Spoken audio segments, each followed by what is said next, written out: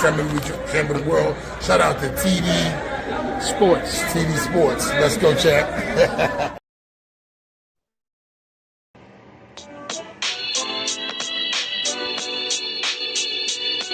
Yo. We back again. You know we never slacking off. Judah Ben. Yo. Ladies and gents, get prepared for another greater event. If you never linked, then make an attempt. On Fridays, there's really no other way to be spent. Tune in, hit the link, and leave likes and comments. Welcome to TD Sports Talk. Here we bring sports and entertainment weekly. They break it down deeply. Come peep me as I spit, leave most confused. Pay attention while I introduce the host and crew. Starting off, we got Tommy the host. He plugged in, his predictions transparent like a ghost. Yo, I think that he been doing this the most. He first joined in March 2013. His resume was first seen.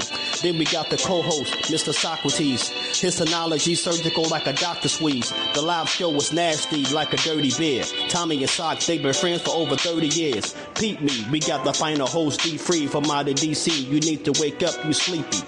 If you're checking out the live and you feel the vibes, like the video, subscribe, get notified. Take a picture cause this moment should be polarized. Tommy's legacy and resume is notarized. Whether it's Friday or Saturday, he going live. Click the bell and I promise you'll get notified. Yeah.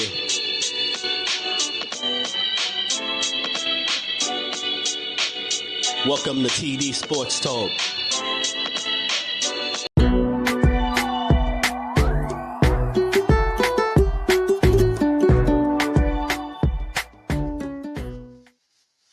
Yo, what is good? What is good? We are back on a Friday night. We are back live. It's been a minute.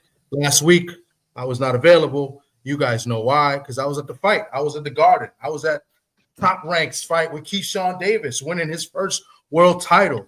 And no fights today. I mean, there is a fight card today that I do want to see. It's late in Vegas. My man Kane Sandoval is fighting tonight. I want to hopefully try to take a look at that. I'm going to go to the TV in a little bit and see when that fight starts. But it's out in California, so I think it's going to start a little later. But I'm here with my main man, my guy D-Free. What's good, D-Free? What's going on, bro? What's going on? Chilling, man. Chilling. Daniel Barry Sports Highlights. What's good? He says, yo, what's good? Salute to you. I'll try to salute people as they come in the chat. We got a lot to talk about. We got the big card tomorrow, the Crescenzo. I don't know if I said it right. Big undisputed rematch between Arthur Beterbiev and Dmitry Bivol. We got a big card that was kind of short into a somewhat good card, from very good to kind of good, as Floyd Schofield, the shenanigans they pulled, or maybe it wasn't. He's sick, not sick. I don't know what's going on. Pulled out the fight with Shakur Stevenson. I was looking forward to seeing that fight. And then we had Daniel Dubois get sick, and he couldn't make the fight. And now we got a late replacement in Martin Bacoli taking on Joseph Parker. So D3, we got a lot going on, a lot to talk about. I don't even know where to begin. It was a whole lot thrown to us in 1 week. Actually, the two pullouts happened a day apart. You had Kid Austin pulled out, and then everybody was all on there. What's going on? Because the father came out, said he was poisoned, and then said this and that.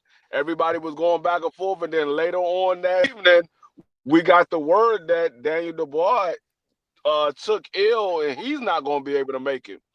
So I'm like, man, these guys happening day apart from each other. Yeah, it's crazy. Whatchamacallit?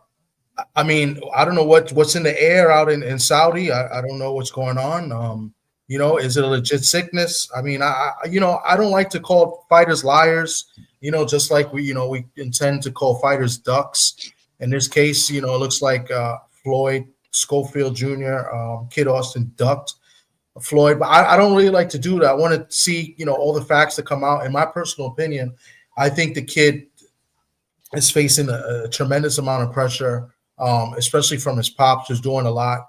And shout out to him, to his father for getting him this opportunity in the first place. Because in my opinion, he wasn't ready for this opportunity at 22 years old. Getting a world title shot that kind of skipped the line too.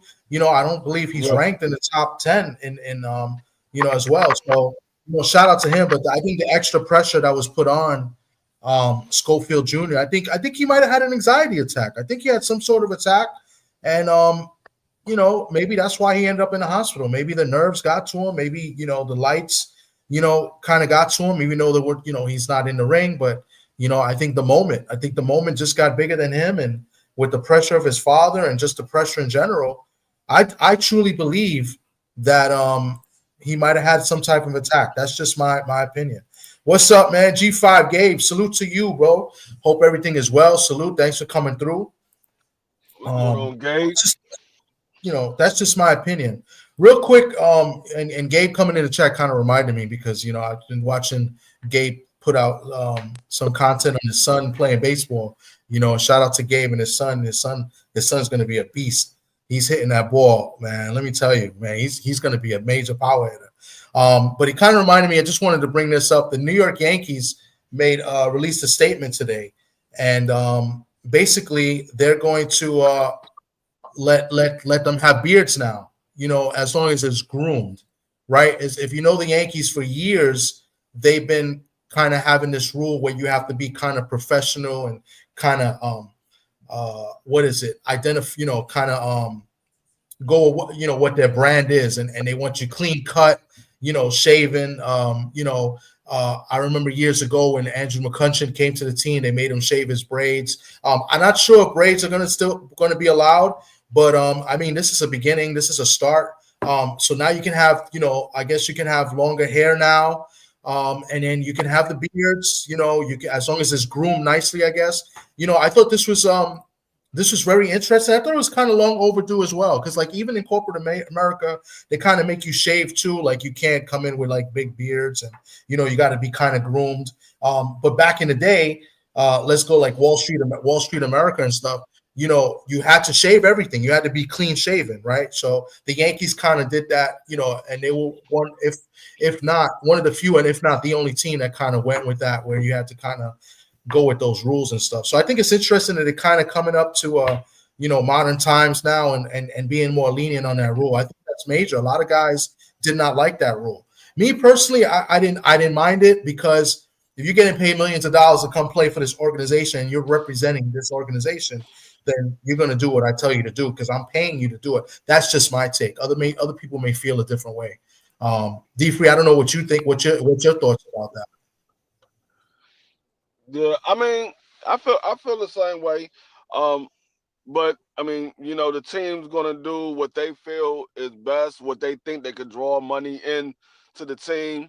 But you wanna try it where you want to draw players to your team. You want to draw the fans to your team, because at the end of the day, it's a business. You want to make the most amount of money, but you also want to win championships as well. So you want to do what's best for the team. So, it is what it is. Yeah. No, of course. But it's good because a lot of, you hear rumors, not rumors, but there's news always when these players leave the Yankees. They start complaining like, oh, we couldn't have the beards, we couldn't do this, I believe Gleyber Torres, who's now, I'm not sure what team he signed with. He's not with the Yankees anymore. He reported to camp with a full-grown beard. So, I don't know. It's the thing now. Everybody got a beard. You see, I got a little beard. I got patches. D-Free got a beard. So I guess that's the thing now. And it's cool that the Yankees kind of went with the times and got rid of that rule. So just wanted to bring that up. That was the only baseball topic I had. So you never want to do something where players be like, I don't even want to go there. They got strict rules. I can't be myself. I gotta be what they want me to be. Yeah, exactly. I think certain things is fine. Obviously, there's dress codes. Certain teams have dress codes. You got to come to the games in suits. And some teams, that's football, basketball. Some teams don't care. I think those rules in place. I'm okay with it personally. And I mind you, what's up? No, I'm gonna say real quick before you go on. I was looking at the little video that G5 had put out of Carter hitting the ball off the team, hitting the ball in the backyard. He hit the ball, that joint went over the fence. I'm like, you gotta go get it. I'm not going to. Yo, let me tell you something. He showed me video last year of him playing. If I'm not mistaken, he got bigger, man. He got a little bit stronger too. So he definitely he did get big. He was hitting the ball pretty good last year. So now he's going to be hitting shots. So shout out to G5 and Carter, man. I know Gabe is proud of his son. He's been working with him a lot. Shout out to my man Oddfella. What's good, Oddfella? Salute to you. Jamie, thank you for coming through. Salute. And Oddfella says salute D3. But yeah, man. So I'm okay with it. I was gonna say, as a guy that went to Catholic school since 6th grade on, before I went to college, we always had to wear uniform, right? And even now, public schools have kind of, like, back in the day, public schools you wore what you want, but even now, public schools has kind of got to that uniform, right? Like you got to wear some type of dress code, right? So I'm kind of used to it, and I kind of understood what it meant, and it got you ready for like the professional world and somewhat of corporate America, right? Where you got to come in, dress code a certain, dress a certain way according to their dress code, and then clean shaven and etc. So he said Carter's like 110 pounds. Wow, I told you he got bigger. I told you I see the difference from that video from the ones I see last year. Gonna be like, what was that? The black picture for the Yankees? The Yankees? He wasn't black. I think he was Puerto. I think he was black. CC Sabathia. He gonna be like that. You better get him straight, G5. You gotta get that under control. I think he made the Hall of Fame. I think he just made it, which is, I was shocked he got in this early. I got to double check that. I think he got into the Hall of Fame. I don't know. He's probably going to go in with Cleveland. But speaking, because that's where he started off with. And speaking of Cleveland, shout out to my guy BVO Boxing. He's from the land. What's going on, BVO? Salute to BVO. I think CC's going to go in. I think he's going to go in as Indian because he played for a few teams. I know it's the Yankees, Cleveland. I can't remember the other team he might have played for. So I wonder if he goes in the Hall of Fame, if he goes in with Cleveland or the Yankees. So it'd be interesting to see. He says Tommy needs a broom in his this guy is the worst. He's tall. He's 8. He's tall. Yeah, I see him getting tall. I see him. I told you, I noticed the difference right away. I'm gonna drop the link in the chat. We're gonna go into these fights. We're gonna start real quick. We can start with last week. Let me just make sure this is right. Yeah, we can start with last week's card at the Garden. As you know, I was there. As you see in the background, you see Keyshawn. I took that video right after he won. He was pumped. He threw the mouthpiece out, and it just went in the corner. Probably see it better if I change the media thing. Let me see if I could change it real quick. You probably see it better here, so I'm gonna leave that for now. But yeah, man, Keyshawn did what he had to do. I was very, very happy for him. It's good for him to see him win a world title. They sold out from what I read, because we did get an email from Top Rank for those that got credentials saying that they did sell out the Hulu Theater. That's good. Even though it's a small venue, it's only a little bit less than 5,000. I thought it was 5,000 exact. It's like 4,970 something. They said.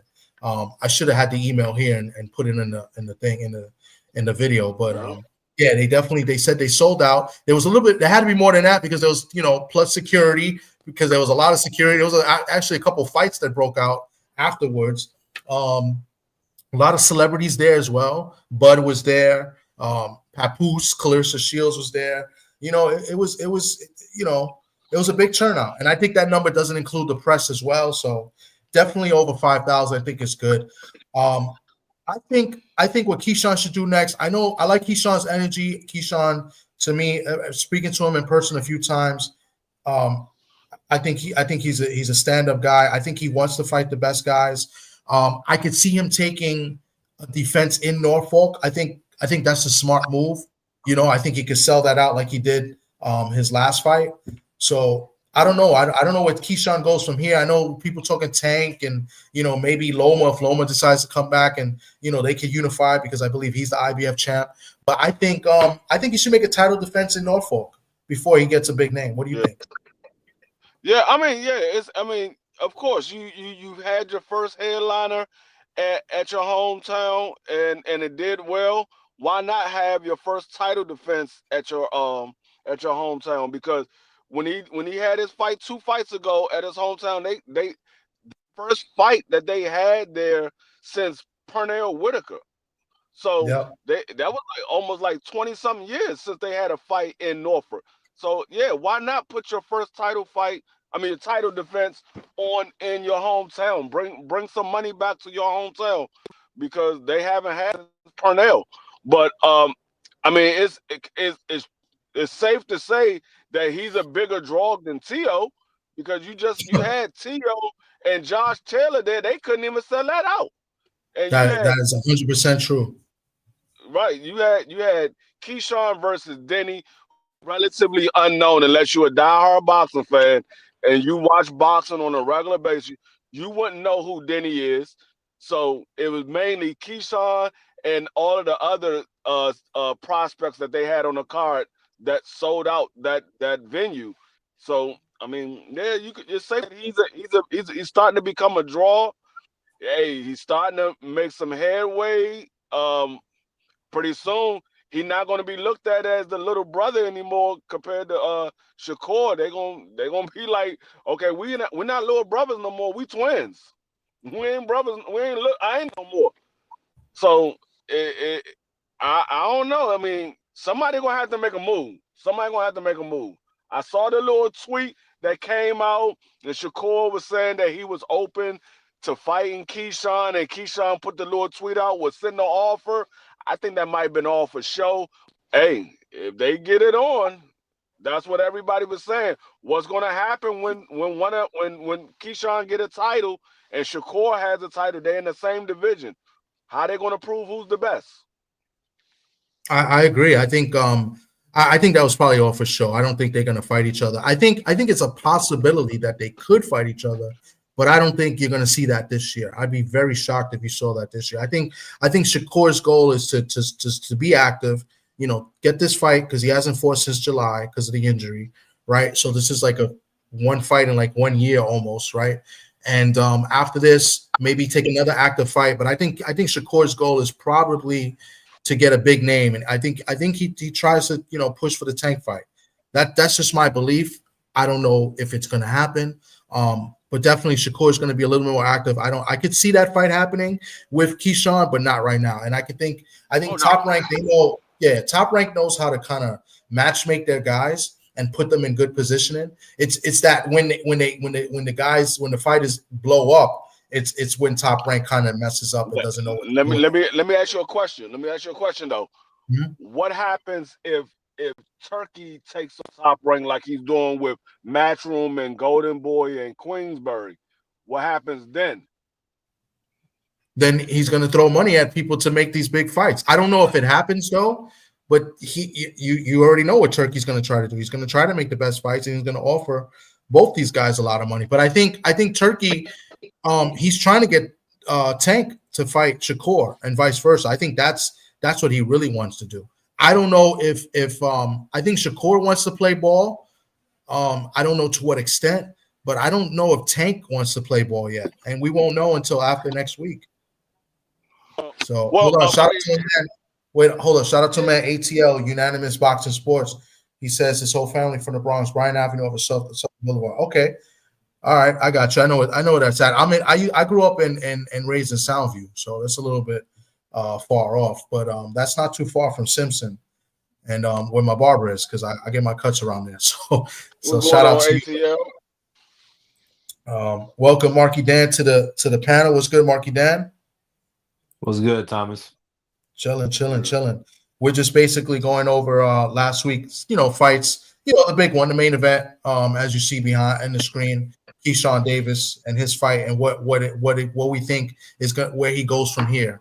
So that's where we're at right now. And shout out to my BBO. Thank BBO. BBO's up in here. He says Tom from the Bronx looks like what he said. I can't with this game. But shout out BBO. Welcome to the panel, BBO. That's where we're at. So D Free, you could continue what you were saying. I think I cut you off before. I was saying, I don't know. Tank look like he's open to play ball. I think he just want more money if he has to go over to Saudi Arabia, which is understandable because he already makes a nice chunk of change over here. So he like, well, if you want me to go over there, you're gonna have to pay me a little bit more than what you paying everybody else. I'm a bigger draw over here, so you want me to go over there and play ball on your side of the field. You gotta give me, you gotta compensate me a little bit. So I mean, I'm not mad at him. If Canelo could ask for more money, hey, Tank can ask for more money too. We all know that he's the cash cow from 168 on down. Okay. We'll go over to Marky Dan. Welcome, Socrates. What's good, bro? Thanks for coming through. My man, Socrates. Back on the panel. Salute to everybody. We're going to try to keep it in order and not go a little crazy. Not sure if our guest is going to make it on or maybe come a little later, but we're going to keep organized. So we'll go to Marky Dan and then BVO because you came after, and then Sock. So Marky Dan, you got anything to touch on that? Yeah. To touch on Keyshawn's fight last week, or what, on Tank and Shakur? Which one specifically? Well, yeah, the fight last week. We was going over Keyshawn's fight last week and where we think Keyshawn will go from there. Well, firstly, great performance by Keyshawn. He did what he was supposed to do. And from here, hopefully a Tank fight could be this year. I think that's the fight. I prefer that over Shakur, to be honest, but I'm not mad if Tank goes with Shakur. Maybe a Lomachenko. Maybe he'll come back for him. Maybe Lomachenko will come back for Keyshawn. Maybe what's the name of the kid again? We're always talking about him. He fought Tevin Farmer, and people thought it was a close fight. His name's escaping me right now, but Williams Zepeda. Not Zepeda. Oh, before Raymond Zepeda. Murtaya, yeah. Murtaya, or Andy, or maybe Andy Cruz. I'm not mad at any of those fights for Keyshawn. Yeah, that'll be good. Those are good options. And those are tough fights too. Murtala is a real tough fight. He's been a fighter for a long time. Hasn't really, done much, but Murtaya said, my bad, Tommy. Murtaya said Keyshawn is an easy fight. Ooh. He said Keyshawn's not at his level. He said that. Wow. Well, let's make the fight happen. They're both under the same banner. Why not? And Murtala's been out. He's been around longer than all these guys, pretty much. I think Sock, you was the one that pointed it out to me a couple weeks ago that Murtala's been fighting for like 7 years now, right? Yeah, I mean, I agree. I mean, with what you said, it should be the easiest fight to make. They're both under the top ranked banner. You would probably assume that the first title defense would be in Norfolk, right? It makes sense. The hometown, the conquering hero. That's a perfect fight. Yeah, I agree. I think that, and he's going to sell out, and that's what it matters too, right? And he did well with the last week. I was just saying earlier before he came on, they sold out the theater. I got confirmation of that because they emailed everybody from the press saying that they sold out. So that plus, whatever press was there and any other celebs that may came in. So they definitely sold out. It's a little bit less than 5,000. It was like 4,009 and change. And that's a good look, And then D Free brought up the point that Teofimo and Josh Taylor didn't even sell out. And those are two names. You had Keyshawn and one guy that wasn't a name. Now, mind you, the undercard has Xander on it, but so did Teo. Teo had Xander on it as well on Puerto Rican Day weekend. So that's a good look for Keyshawn, in my opinion. So It's not the big house, and it's only close to 5,000, but I still think that's a great night for him.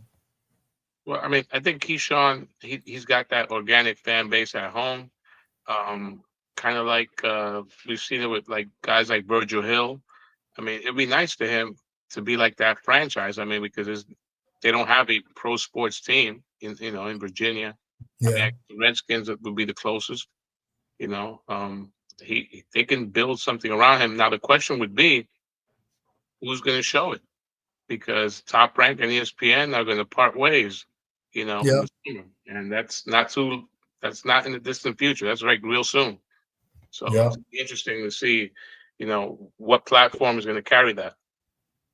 Hmm. My man JJ Johnston says have it in Norfolk again. Plus, we got a new casino being built. Yeah, why not? I mean, make an announcement for like this, the spring or the summer, and have it out there. He did well the last time, and then he's going to try to get his brothers on there as well, like he did the last time, which is good. He's not only doing it for himself; he's got a brand, and he had his sisters, I believe, sing the national anthem too. I think that's a great look, and I think they should do that again, especially bringing up the title home to Norfolk and defending it there. I think that's a great thing to do, and you could put a big name there. Like I think Muratalla is a great fight. I doubt they would do that for the first title defense, but why not? I think it sells out. Yeah, it's a good fight. It's a good fight. Two guys, obviously in their prime, and it's not going to be a pushover. And I don't think, I don't think it'll be hard for Moratala to play the villain. Coming on the road. He's got a lot of mouth, so it should be good. Yeah. BVO, you got anything to add to it? My name was Chico, man. Chico, BVO Chico, what's good, man? What you got on that? Nothing. Okay, good job. Jerry Forrest is back active too. He says Jerry Forrest back active too, so we can have a heavy. Yeah, Jerry Forrest is a solid heavyweight too. We don't have many heavyweights in America and the United States, and Jerry Forrest is still a good name. So yeah, why not? He's very active. So all right, so that's pretty much what I wanted to talk about last week. I don't want to really get into Xander or anything else. I want to get into the card tomorrow. What was supposed to be a very, very, very good card turned out to be it's going to be a good card, and it still could be very good because the fights make the card. You know what I'm saying? So it's not just the names. They got to fight and put on a show. So it can still be a very good card, and the styles match up pretty good in a lot of these matchups. So let's get to it. Let's talk about tomorrow. I mean, where you guys want to start off with? Let's go from top to bottom. We go top to bottom. All right, hold up. So let me pull this You up. have the fight card, right? Posted up. I did have the fight card. I have it here as well. Okay. I don't know if you guys can see it. It's pretty tough. But we don't have to go over the whole fight card. I got the odds here as well. So let me refresh it, see if it's changed. And we could start with we'll start with Joshua Buatsi minus 205 favorite over Callum Smith, who's plus 165. This is for the light heavyweight title, right? This is say that again. I think it's for the light heavyweight interim title. Light heavyweight interim title, yeah. So Callum Smith, who got beat up pretty badly by Arthur Beterbiev, he took an easy fight right after that, and he stopped a kind of a journeyman, a guy with 14 losses, taking on a guy in Joshua Buatsi, who's pretty good. He's a pretty solid fighter. This is probably Callum Smith's last hurrah, right? His last chance to maybe get a world title shot. So anybody want to talk about this one and who they got? I mean, I think Buatsi's going to win this fight. I don't think he stops Callum Smith. I think Callum Smith, he's going out, he's got nothing to lose, and I think he always puts up a good performance. I think fighting a guy like Arthur Beterbiev is tough, for any man. I actually got Caleb Smith winning this. Wow, I think he's going to win. I mean, Joshua, he's okay, but if you look, Caleb Smith only got, and they was against two good fighters. It ain't like he's been beat up by any bums or anything like that. He got beat up by Canelo. He got beat up by Arthur. Those are two good fighters. Outside of that, he's whooping everybody else. Ain't nobody even came close to beating him. Canelo and Arthur. So I mean, Joshua, like I say, he's okay. I'm not really sold on him just yet. He still got some things he got to work on. He tends to be a little sloppy and smother his own work. And if Caleb can be was before the Canelo and that the guy that set the record of most jabs thrown in a fight, if he can do that again and be that type of fighter, I mean, I don't see Joshua beat him. I think he's gonna win on points. I don't think it's gonna be a knockout on points. Yeah, I don't think you're gonna see a knockout either. I think I got Boatsy in winning a decision, probably unanimous decision, but I think it's gonna be a tough fight. That's what I was saying. It's gonna be a tough fight. But you got Caden Smith winning. My man Ernest, he says Boatsy split decision for him. Yeah, I can see it that right. I think it's going to be a good competitive fight. I mean, Caden Smith, like you said, his only two losses against two really top guys, two of the best. If you know, with that said, right, Canelo and Beterbiev. So, shout out to my man Josh Sanders. Salute to you. But anybody else got anything on this fight, or nobody really cares for this fight? Yeah, I said I was going to start low, and then I was going to work my way up. I thought this was a perfect spot. No, I got Joshua Buatsi. It's to me, it's a 50-50 fight. Callum Smith, he's had a lot of layoffs, and he's also, like you said, he took a lot of punishment against Beterbiev. But then with Buatsi, while I do think he's a good fighter, I've seen something in his style where he gasses out really quick, and it's weird. It's not even like after a couple rounds. It's like after a series of combinations, he has to recover like within the round. So I think that might be something that plays a part his gas tank. But I got Buatsi winning this fight. I think it should be close. Both guys can punch, so I'm not gonna say that's not a possibility. Either guy can get knocked out, I think. Okay. Right, it's a big step up. I mean, Boaxi really hasn't fought anyone at this world class like Caleb Smith. And Caleb Smith's best performances have been at super middleweight, so he's kind of just outgrown it. He's 34. He's light heavyweight now. I want to see what Virgil Hunter. It's been about about a year since he's had him in the corner, so it's gonna be interesting to see. No, he's had him for a year. He's had him for at least 4 or 5 years now, I think. You sure? Yeah, he's had him or excuse me, maybe 3 years at most, but he's had him for a long time.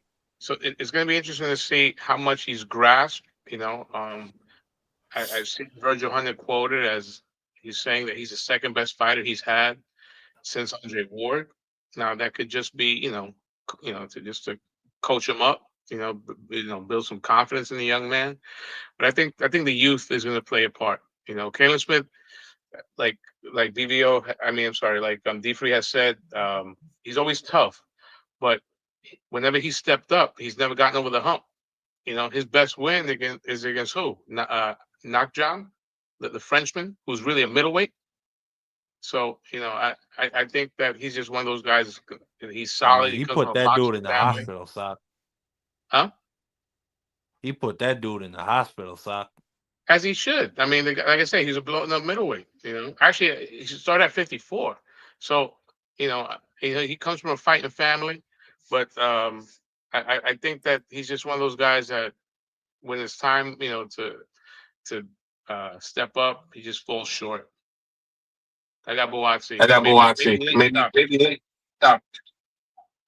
Well, I'll say this, man. Caleb Smith was on a tear until he got beat to death by Beterbiev. So I don't know if y'all seen him, but he looked real good at 175. That Beterbiev fight, I mean, he just beat the fish and chips out of him. But I think he should win this fight. Because one thing about Caleb Smith, he's a real warrior, man.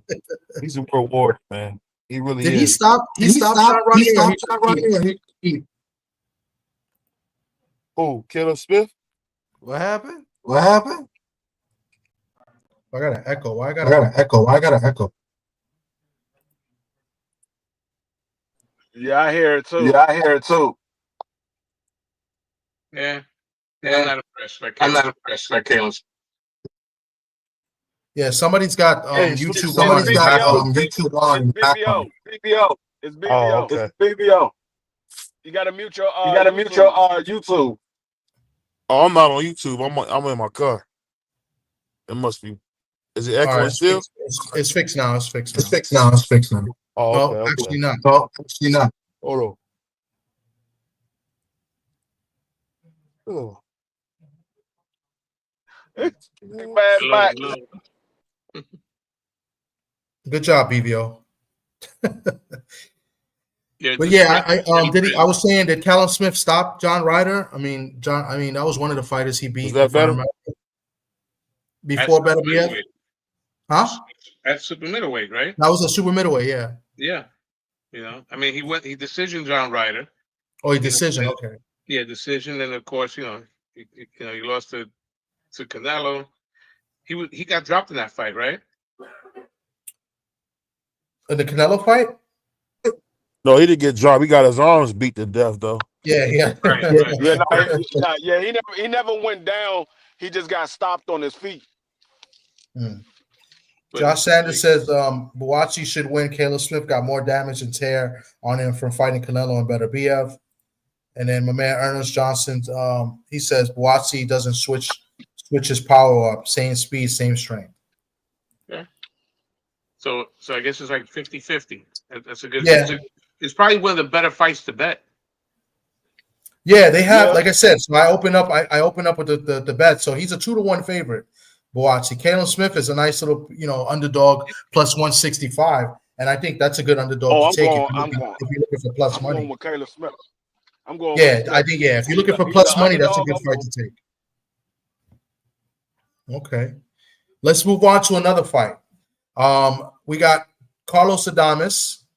He's actually the underdog. He's the champ, but he is the underdog in this fight, taking on Hamza Shiraz. He's a minus 290, while Carlos Adames is playing a plus 230. Adames is the champ. The weigh-in today, I thought Adames looked pretty good. I thought he looks like he really trained hard for this fight. He was like 2 pounds under the weight limit. I like Adames in this fight. I know a lot of people picking Shiraz. Shiraz got the height. He's got the reach advantage. And I just don't think he sits on his punches enough. And I think Adames, is going to be his toughest fight that he's had. And if Adames' last fight, he didn't look too good. It kind of looked a little bit out of shape as well, in my opinion. I think he makes a statement tomorrow. I like Adames to win this fight easy. Not easy, but I like him to win it like on the scorecards in a close fight, but unanimous. I think he dropped Shiraz at least once in this fight. I like the plus money too. I like Adames a lot. I might have to go the opposite direction once again. I might have to. I got Shiraz. Mute your mic. Damn, I'm trying to mute. No, it's BBO. I think Shiraz is going to stop Adames. I don't think he's gonna stop him. I think Adonis don't get no credit because he couldn't be the champion. I mean, it wasn't his fault. Jamal Charlo never wanted to fight him.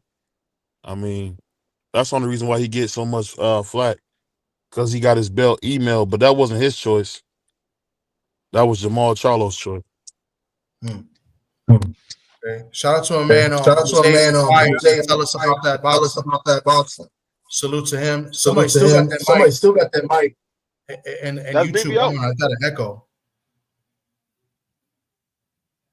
Is it BVO? BVO's muted now. Yeah, it's BVO. Yeah. Shout out. I got the link in the chat if you guys want to come up. Shout out to my man ATL. He just came up in here. Salute to you, bro. What you got on this fight?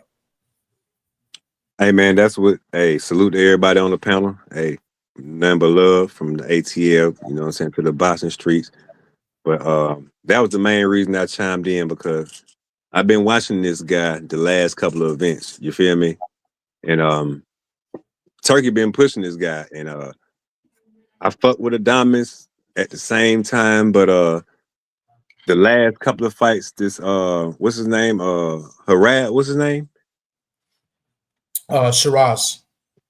No, yeah, Shiraz. Like, Yeah. I think he gonna knock Adamas out. I think it's gonna take no more than 8 rounds, and Adamas gonna be out there. I think everybody underestimating this dude. He's serious. He's long. He's tall. He know how to use his distance. He know how to come in like Fandora. And I think it's just gonna be bad for Adamas. That's all I had to say. Wow.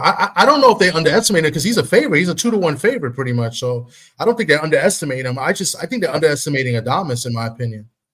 Yeah, they are, but I haven't seen Adamas do enough to what this guy's doing. And the last couple of fights that he done fought, he done showed that he's trying to prove something. And I just see his progress. I see his focus, even at the weigh-in today. And I think it ain't gonna go past 8 rounds. Okay, well, you and my man Ernest, that's my man Papi Chunyeyo, right? If I'm not mistaken. I always say Papi Shampoo. He also has Shiraz Did Bivol pick winning by KO as well. Shiraz, or did he pick? Say that again. I'll pick the black dude. This guy's the worst. So, what was that? Marky Dan just dropped off. Damn. It might have been Marky Dan that had the echo. Stock, who you got in this fight? Do you got your Duhente or you got Shiraz? I've never really been impressed by Adamas. I mean, Shiraz has all the advantages physically. He's younger, a little less miles. He's a house fighter, right? Adamas, Yeah. The inactivity, right? That inactivity is something big. I think the deck is stacked against Adamas. I think he's going to have to win by knockout. I don't think Turkey is going to allow one of his non-bacon eating brothers to lose. So I'm going with Shiraz, but I'll be rooting for Adamas, who I don't think much of anyway. This is probably one of the worst eras of the middleweight division we've had in a long time. The middleweight I agree. division is. And they're not fighting. They're not fighting. All these guys are champions are not taking fights. Yeah, it's bad. It's horrible. What's up, my man? Papi Chunyeyo. Welcome to the panel. What's good, bro? And Adamas, Papi Chunyeyo, really a 54. heavy on the Papi, light on the yayo. Sorry about that. I couldn't. Adamas is really a guy is a junior middleweight. So yeah. That's another thing. He's his only loss was to Teixeira, right? Right, and he got dropped in that fight. Yeah. And Shiraz could punch. Shiraz beat up Austin Williams pretty bad, who originally, I believe, turned pro at 54 also. Real bad. So I think he's got all the advantages. It's going to be a crowning for Shiraz. But like I said, I'll be biasedly rooting for Adamas to pull the upset. Rooting for your Dominican brother. That's what's up. But it's Papi Chunyeyo. Oh, my fault. I keep cutting in. My fault. Why I can't see? I mean, it's just a terrible division. So probably the worst in boxing. Yeah, hey, I think he so. rooting for his brother. I'm rooting for my Muslim brother. Hey, 160 is wide open, man. Hey, we're not saying that Shiraz is just gonna wash Adamas, man. Adamas is a very skilled fighter, switch hitter, and all that. He definitely got better working with Bud too. But it's just, man, Shiraz, he's huge, man. He's probably got like Whoa, that was 4 crazy. inches reach, 2 inches That's height. what I'm saying. No pause. Come on, guys. Oh my God. He said he's huge. Stop. No Diddy. My bad. Jesus Christ. Go ahead. Yikes. Go ahead, Ernest. Hey, man, that was my point, man. He got me on that one. I gotta be on my P's and Q's. My man Jose tell us about boxing. He says Adamas hails from an exceptionally large family with 34 siblings. He began his boxing journey in the amateur ranks amazing, amassing an impressive 273 wins and 7 losses. You know, I like Adames in this fight because I know he hasn't been active. I like him going into this fight because I feel like he looks like he's in the best shape he's been in a while. Like the last fight, he knows he didn't perform up to par, even though he got the win, right? And some thought that it should have probably been a draw. I don't know. I'm going with the upset here. I can see Shiraz winning easily as well. I don't see a stoppage here. I don't see Adames getting stopped, but we'll see what's up. Shout out to my man Rich Mancuso. It says my colleague Tommy D. You all have to agree. He's making me better. Keep it in the ring Thursday nights. That's my man Rich Mancuso. Please like and subscribe his channel. Keep it in the ring on Thursday nights. Hey Thomas, what's going on? Can I ask you a question? I just jumped on your panel, so I don't know if you even brought up this discussion, right? I want to know you and D Free honest opinion on this, right? Mm-hmm. At first, you know, Joseph Parker versus Dane Dubois is a great fight. But what do y'all think about Okolie stamping in? Oh, okay. Yeah, we haven't got to that yet. Yeah. Oh, we're going to get to that one. I think that's the co-main event, too. I think they pushed that to the second fight because I think before it was supposed to be Floyd Schofield and Shakur, but I think they moved that one down. I think Dubois and Parker got moved to the co-main event, and then Dubois coming out, they substituted with Okolie. We didn't get to that yet, but we could right now. I think we finished up on the Adames. Yeah, that's why I brought it up now. After y'all was done after that, I want to know y'all opinion. Hey, I just want to ask Sock one question, man. Mm-hmm. Now, you being a black man yourself, who you got tomorrow? I'm actually kind of brown. It's so cold here in New York. I'm lightened up, bro. I see you eating a rib sandwich, man. You're a brother, man. I don't want to hear that shit. So real quick, let's go. So Joseph Parker is actually now the favorite. He was coming as underdog to Daniel. Are you gonna cut him off? Huh? Oh, you're gonna answer it? I thought it was a joke, but you can answer it if you like. Yeah. Let me drop the link for man Jose. Hold on.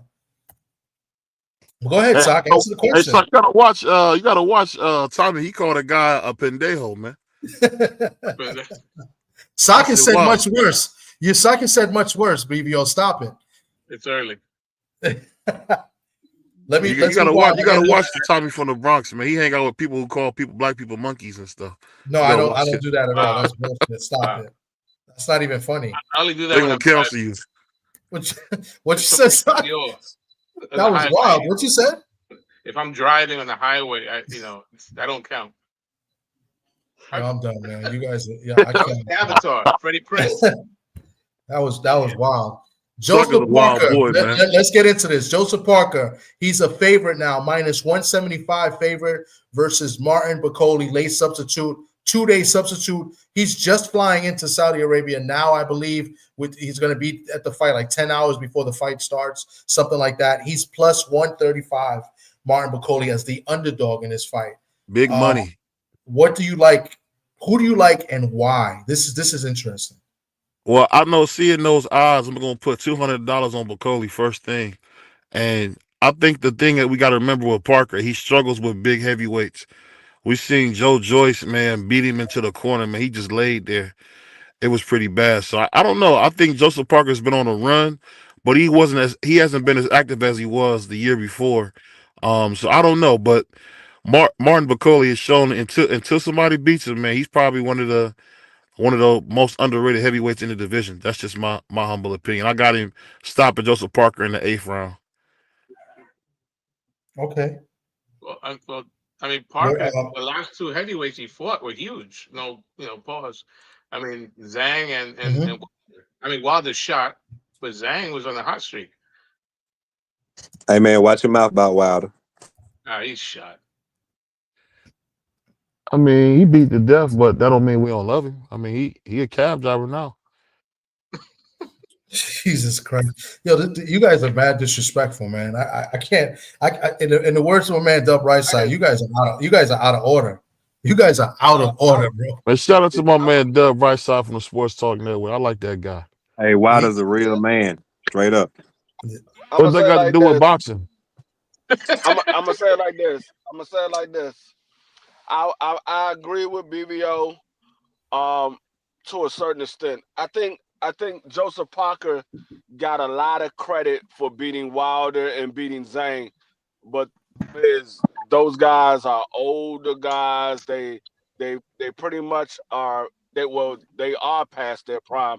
Yeah, Big Bang Zane had a couple of nice wins as of late before he fought Joseph Parker, but he is 41 years old.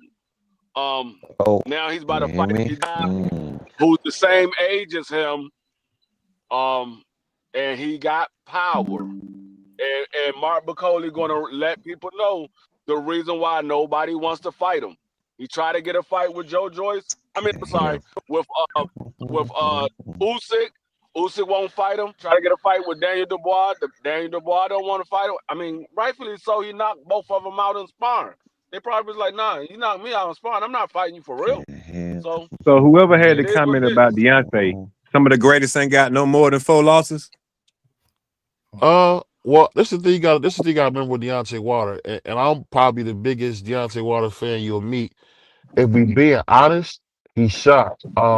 You look at him after that second Tyson Fury loss. I mean, yeah, the first one. I'll say the first one. The second fight, after you seen him, he Was it a always looks loss? punch drunk now. And I Was it think a when you loss? say it again, Was it a loss the first Where's the fight? case for this? I thought he lost the first fight, but they gave him For a the draw. I second mean, one? I You thought or you know? say it again. Jose, You Jose, thought we or hear you you. know? Hold on, guys, real quick. Jose, you good? We can hear you. Just hold up. They're talking, but we definitely hear you. You good, Jose? I said you thought or you know it was Yo, a loss. Jose, To can't me, it hear. was a loss. It was a loss, man. They gave him a draw, but that was bullshit. You seen Tyson Fury So control the whole fight. I'm just saying the first fight when you knock somebody out and they laying down on their back and their eyes roll to the back of the head, there ain't no stoppage. That's not the first time we see the bad call I'll from a ask you ref. a question. Answer that. And about what your question you asked me, I'm telling you what I I'm just see. saying, true or false.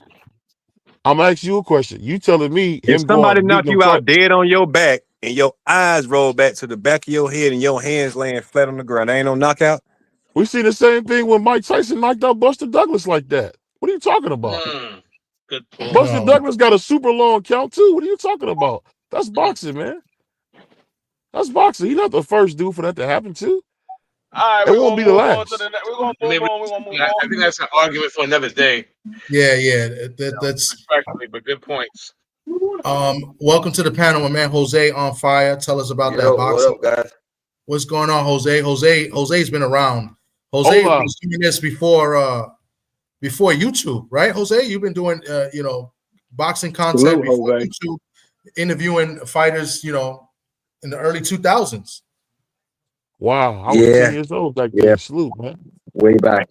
Socrates was with me. Socrates, I was with Socrates actually. Yeah. Oh, Salute, wow. my brother. On Boxing BT's Talk. finest. What's up? BoxingTalk.com. Yeah, boxingtalk.com. So Jose, so what you got on this fight with Parker and Martin Bacoli? Like what do you think is gonna happen in this fight? Who do you got and why? I'm gonna go with Joseph Parker. I mean, Joseph Parker, he's had the time to prepare. The only difference is his preparation mentally for this fight. I think physically he's put in the work. Um, Daniel Dubois was just as dangerous as Bacoli, and I say just as dangerous because Bacoli didn't have a full camp. It was last minute. He came in at a heavy 300 and change. So that has to be a determining factor in the longevity, especially if Parker utilizes the early rounds and the ring to move and make Bacoli move and take him into the mid to later rounds where that extra weight and not having a proper camp can make a big difference. I agree. Just so you guys know, you probably do know, Bacoli was in mid camp as well, getting ready to fight. I guess he was supposed to fight Afia Najaba. So he was kind of in camp, but not a full camp. So I agree with Jose. I think Bacoli's going to come in like a train. Like he's gonna come in and try to stop Parker those I first didn't think early about it rounds. that way, but I agree And I too. think, and I think after those first early rounds, Parker survives those early rounds. I think he gets to Bacoli and kind of wears him out because Bacoli's not really a great boxer. He's just strength and size, and power. He So overwhelms you. He overwhelms you he with overwhelms you. his strength. Yes. But Yeah, Joseph I Parker agree. for I agree with you heavyweight, now, OG. but Joseph Parker for heavyweight moves pretty good on his feet. So we should see a lot of that tomorrow. Yeah, and he did well, especially in the Zhang fight. Now he got dropped twice in the Zhang fight, but he won almost every other round that he didn't get dropped in that fight, in my opinion, because Zhang was tired. Zhang was tired after like the third or fourth round, and I think you might see kind of the same thing if he fight in this fight against Bacoli, but who knows? Bacoli can drop Parker and maybe put him out, So Parker's been stopped before. He's been stopped by Joe Joyce, another big heavyweight, but Parker's been in there with some big heavyweights, and he's done pretty well. And he's on a nice little winning streak as well. But yes, he hasn't been active in the last year. I think his last fight was Zhang, and I think that was what was that, like March? Something like that. I think it was like last March or April. So yeah, it's been almost a year that he's been out of the ring. So we'll see. I don't know. Papi Junior, what do you got in this fight? Yo, man. I think Joseph Parker is probably a gatekeeper in my opinion, and I believe he's the type of gate that them no bury fences. You know what I'm talking about? Mm-hmm. And I just think I think Bacoli about to kick the fence over, bro. Like he gonna do him bad, bro. He got the body prototype of the Bigfoot. Oh, sorry, The Bigfoot prototype came from him. You feel me? So it's gonna be destruction. I'm giving Parker to round 7, but it could happen sooner than that, like maybe round 4. But I don't think he's gonna be able to take that. Wow. Yeah, man. Hey, my man, I think he's gonna come in there with a kilt. He's gonna come in there with a kilt and a polo shirt on, and he's gonna kick the fence down.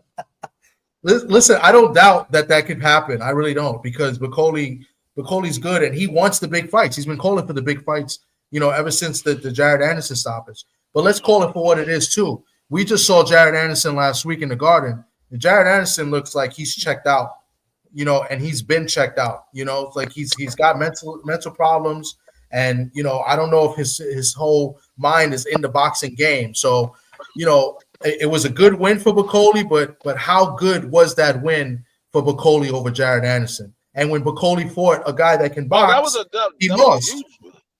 Yeah, Huh? Jared ain't in it no more, man. I don't know what's going on. You got it. Hold up. Y'all not gonna act like Big Baby Anderson wasn't the dude that was talking and they said he was next in line. It's because of Martin Bacoli. The reason why Big Baby is looking the way he's looking right now. It's because of Martin Bacoli. It ain't because of his head. Martin Bacoli put that doubt in his head when he dropped him 3 times and stopped him in the what was that, the 6th or 7th round? He stopped him. That was Martin Bacoli that did that. It wasn't Big I Baby can see that Anderson. too, That was D. Martin. I can see that too, D. Okay. For Hey, sure. but when Bacoli fought a guy that can box and wasn't right there in front of him the whole time, he lost. And he lost to Michael Hunter. I'm talking about the last fight though. He didn't look motivated at all, bro. He didn't. He didn't. Last week, he definitely didn't look motivated. I was there. Martin must have beat whatever out of him, just like D That's said. true. That's a fair point. That's a very fair point. I mean, we'll see, but it's very interesting. I mean, for a guy to take a fight 2 days notice, that's and then he's got to fly out, be on a flight for like 8-9 hours to get there. So I think it's tough for Bacoli, but he's up for the challenge. Salute to him. Let's see what happens. I'm picking Parker in this fight. I think Parker wins. Money makes people do crazy things, man. That's true. Mine gonna go out there, whoop Parker, and go back home. So that was a quick $5 million. Straight up. Hey man, those Samoans are tough, man. I don't know, man. I don't know. We'll see what's up. Let's move on to the next fight. Let's see what we got next. By the way, I think Parker's going to win. By the way, Sure.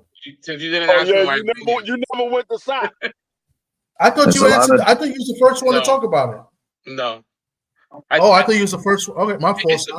It's kind of a win-win for Bacoli. As long as he finishes the fight on his feet, it's a win-win. I mean, he's taking the fight on 2 days' notice.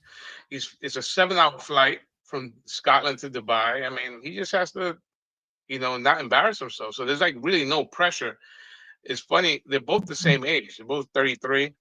I'm going a little bit over what Jose said. I think that Bacoli is dangerous early. I think that adrenaline is going to be strong in the first 3 or 4 rounds, but I think Parker will find his rhythm somewhere in the middle and probably smartly win the decision. The weight and just the lack of preparation. If all things were even, I'd pick Bacoli. If this was 6 weeks in advance and Bacoli and Parker was announced, I go Bacoli. My bad. Hey, he better dodge them Foreman haymakers. Yeah, well, like I said, I think it's gonna be dangerous early. Yeah, I think I saw it. I see it the same way. Yeah. The first few rounds, and then after that, I got Parker. But Mhm. it's interesting. Everybody's dropping off now. I don't know if it's the feed or what, but Yeah, I don't know. Salute to my man. Salute to my man Clarence McLean. No Duck Zone podcast. Salute to you, bro. Thanks for coming through. The link is in the chat. Everybody want to come up and talk? I got a moderator. I keep passing over Sock. My bad. I thought you was the first one to lead on that. That's my bad. Oh, good. Yeah. Let's go to the next fight. Let's go to the fight that was the other fight that somebody pulled out. Let's go to Shakur Stevenson. He's minus 4,000 against Josh Padley, who's plus 1,500. Padley, a late substitute for Floyd Schofield. I don't know much about this guy, Padley. I know he got an upset win his last fight against Turkey's guy. So, and now he took the call on 3 days short notice to fight, one of the best fighters in the world at lightweight in Shakur Stevenson. Shakur Stevenson has not been active since July of last year. He had the injury. A couple fights fell through before that. After that. So I don't know. I mean, I think this is an easy fight to call, but what do you guys think of this fight? Who do you got and why? And what do you guys think of the Floyd Schofield situation? I want to know what everybody thinks about that. All right. First off, call me crazy, but I think that this whole thing was planned. I think that the whole BBBFC making that decision to pull him, right? Because apparently they're saying that it wasn't their decision. It wasn't the Schofield's decision. It was the BBBFC that pulled them and said that they couldn't fight just because they were admitted to the hospital, right? Padley being the fighter that beat Turkey's favorite fighter, Mark Chamberlain, in his last outing, and him being right on weight and ready for this fight, and he looks like he was training. He looks like he's physically and mentally ready, even while he was standing in front of Shakur. I feel something was the whole switcheroo was in play for some time before they said Schofield was sick. I'm with OD. So wait, so when you say upset in the making, hold on, real quick. Let me go back before you go talk about the other side. So you're saying that you think this whole thing was kind of not staged, but that they pulled Schofield knowing that this was going to happen, or? Yeah, my thoughts is that the BBBFC pulled Schofield so that Padley could come into play, man. And why do you think that? What would be the purpose of them doing that? That's their guy. That's their guy. Not saying he's gonna go out there and do it, but that's their guy. Wow. And I apologize. Shout out to my brother Tommy. Shout out to D Free, everybody, and Fire. Shout out to you. I want to ask, Well, then what was the reason for Kid Kid Austin and his father to do the lying that they was doing in the interviews? What was the reason behind that? If this was already according, and I'm not saying you're right or wrong, you're saying you think that Pat Lee is the guy, so they were the ones who pulled that fight. What was the point of all the lies that came from that? Because they're not in the loop. Because I feel they're not in the loop. They're not in the loop. They feel like everything was going according to plan. Okay. So hold on, break the loop down. When you say the loop, they're not connected. They're not talking to the top guy. They were going to. Hey, let me tell you what I heard though. Hold on. Let me finish. All I know, for all they know, they were going to go there for a fight. They were ready for a fight. So now, if you look at an interview that was done by Senior, he stated that they did not pull out of the fight, that the BBBFC pulled them out of the fight. Absolutely. Right? Yeah. So the BBBFC made that decision, and Schofield said, I don't want to say too much because I don't want to get sued, but it seemed like he said they could have fought. Interesting. But the decision was made by the organization for them not to fight. But he came in perfect weight too. But this is my last thing. And I understand what you're saying, but for the BBC, the British Boxing Commission, have that opportunity to pull them out of that fight, they had to go to the damn hospital. They had to be in that situation for that even to be a situation. Would you agree with or disagree with that? Well, let's wait because hold on. Would you agree or disagree, and then you can explain respectfully. Well, yeah. Well, we gotta wait to see which happened first. Okay. Did they pull him, or did they say, "Hey, you have to go to the hospital"? And then once he gets to the hospital, they say, "Guess what? You can't fight no more." I don't know. That's interesting. You know, I just found the article with Senior and the implications he was making and sort of not making it seemed funny, and I found the situation funny to begin with. I'm gonna say something. Did they ever give an official diagnosis of what he had? I'm gonna say something to go along with what he said. If you go back and listen to the interview that Eddie Hearn said once they got admitted to the hospital, he said that Floyd Schofield Sr. wanted to still go through with the fight. He was like, "Hold up, you got admitted to the hospital. I'm not letting you fight." That was what Eddie Hearn said. He said they wasn't going to let him fight neither. ATL, you was going to say something, and then Sock. Good. Yeah, this on some, what I heard allegedly. You know what I'm saying? This ain't no facts or nothing like that. But I heard just from watching another boxing channel the other day that William Zepeda was in place to fight, to be a mandatory for Gervonta Davis, right? But somehow he's not even there no more. So that makes Floyd Schofield the next person for Tank Davis mandatory. And since he pulled out his fight, because he's ranked, I think Floyd Schofield's ranked like number 2 or 3 in the WBA, something like that. Exactly. So he was number business, 2, but now he's number 1. He's still number 2. That the number 1 is vacant. The number 1 is vacant. But yeah, exactly. But that makes whoever Gervonta Davis mandatory, and he has to, he fights all his mandatory. So that's what I heard with the funny business. Okay. And Sock, you had a question? Well, was there ever a diagnosis on what Schofield had or has? No, and that's the thing. And I'm sorry to interrupt, right? So, like De La Hoya being this promoter, he's saying, I don't know what happened. Eddie Hearn, all I know is that the BBBFC does a weight check on a Wednesday before a fight. I'm not saying that it's wrong, but I'm not saying so. Like, if you listen, like everything was into play. Nobody know how know with one of with what people are labeling one of the biggest fights and one of the biggest cards in history. Like, how are you gonna leave like that in limbo? Yeah. Right. They're not going to speak about it. You need to break that down. You need to break that damn shit down, respectfully. You need to break that down. It kind of makes sense. I see what you're saying, Jose, and it's starting to make sense because of the wording that they've used, right? And they didn't really give no explanation. I mean, I personally thought before Dub, I personally thought that the kid the pressure got to him and he had an anxiety attack, and that's why they I'm pulled still out. on live, y'all. So y'all be quiet. Yeah, that's what I thought. But Oh, sorry, y'all. go ahead. Yeah, no, go. Somebody, we had feedback.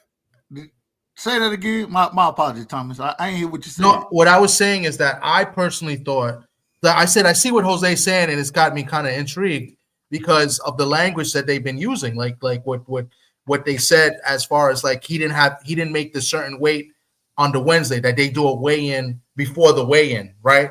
So that he wasn't on weight, but supposedly he was not far off, and they pulled him. It was and that's what Floyd Senior did say himself. He said we didn't pull out; they pulled us off. So that I did find that a little bit intriguing. I didn't really pay much attention to it. My personal thing was I thought that Floyd, Kid Austin, kind of suffered some sort of anxiety attack, and like the nerves got to him. His father pressured him. That was just me, but I don't know. That was just what I thought. But now with Jose bring this up, that's very intriguing. And this is the thing, real quick, Jose. This is the thing, though. My whole thing is when you go through, and I did a show the other night on the interview that they did, and when you bring up all this stuff, and I believe they lying. I believe he lying, right? I believe that. But when you bring up, man, they brought the SWAT team to my house. They planted drugs in my car. They popped my damn tires. They didn't want us to come. You say all these things, but you still make it there, and then you pull out the fight. Like I don't know. It just raises antennas on my end because it's like, bro, I don't know if y'all really intended to truly make the fight. And when Shakur said it earlier, I kind of looked at him like, man, this the biggest shot you got, nigga. They ain't finna pull out the fight, and then for them to do it this way, and maybe they didn't pull out, maybe they was pulled out of it, whatever. But for it to happen the way that it did, I gotta say it's very suspicious to me. Hey, can I speak on this real fast? Right from the beginning, De La Hoya never wanted this fight. I mean, he said that. I mean, right after Schofield's last fight, he said that this was a C performance. So he obviously knew that he was in over his head. So I mean, look, I guess you have to take him, for face value. I mean, it's whatever, you got to give him the benefit of the doubt. But I think Jose on fire brings up a great point that something is fishy. Something's real fishy. Hey, let me speak on this fight, right? Like, I love all boxing at the end of the day, right? And I've been watching a lot of the zone events. And Padley, he ain't just no pushover now. He been fighting now. He got a resume almost way better than Schofield. His ranking as well. And people is slipping on him now. It ain't just gonna be no easy fight. I'm telling you, it might be a steal. It's a 50-50 fight, bro. Because I'm telling you, Padley, that ain't no 50-50 fight. He come with pressure. Shakur's hand is hurt, bro. I'm telling you. It's gonna be a 50-50 fight because even though you don't know who Padley is, he is a star over there in the UK. I went and watched Padley last 3 fights. I went and watched his last 3 fights. And the thing is, even in the fight that he had against the guy, I believe he was supposed to lose that fight.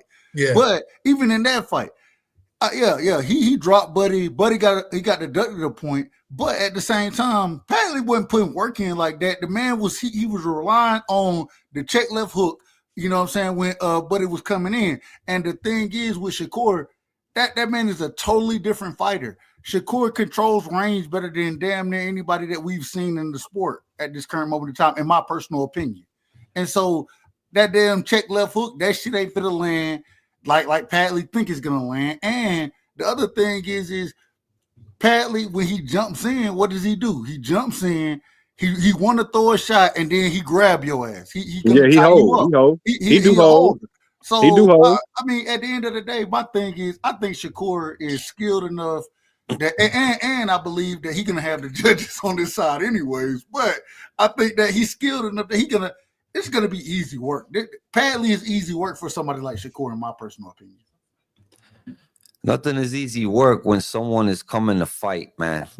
And straight up that was to play. It's like they probably said Schofield got the weight check. He didn't make the required weight limit that you need to be at before the date. So you know what? You got to go to the hospital. Now you're in the hospital. Now guess what? Since you went to the hospital, now you can't compete. And then you got Padley, who just recently fought, and ironically, he's on perfect weight to Hey, go. that was crazy. Wasn't that crazy? Not only that, when you see him face to face 134. when you see him That's what I'm trying to tell y'all.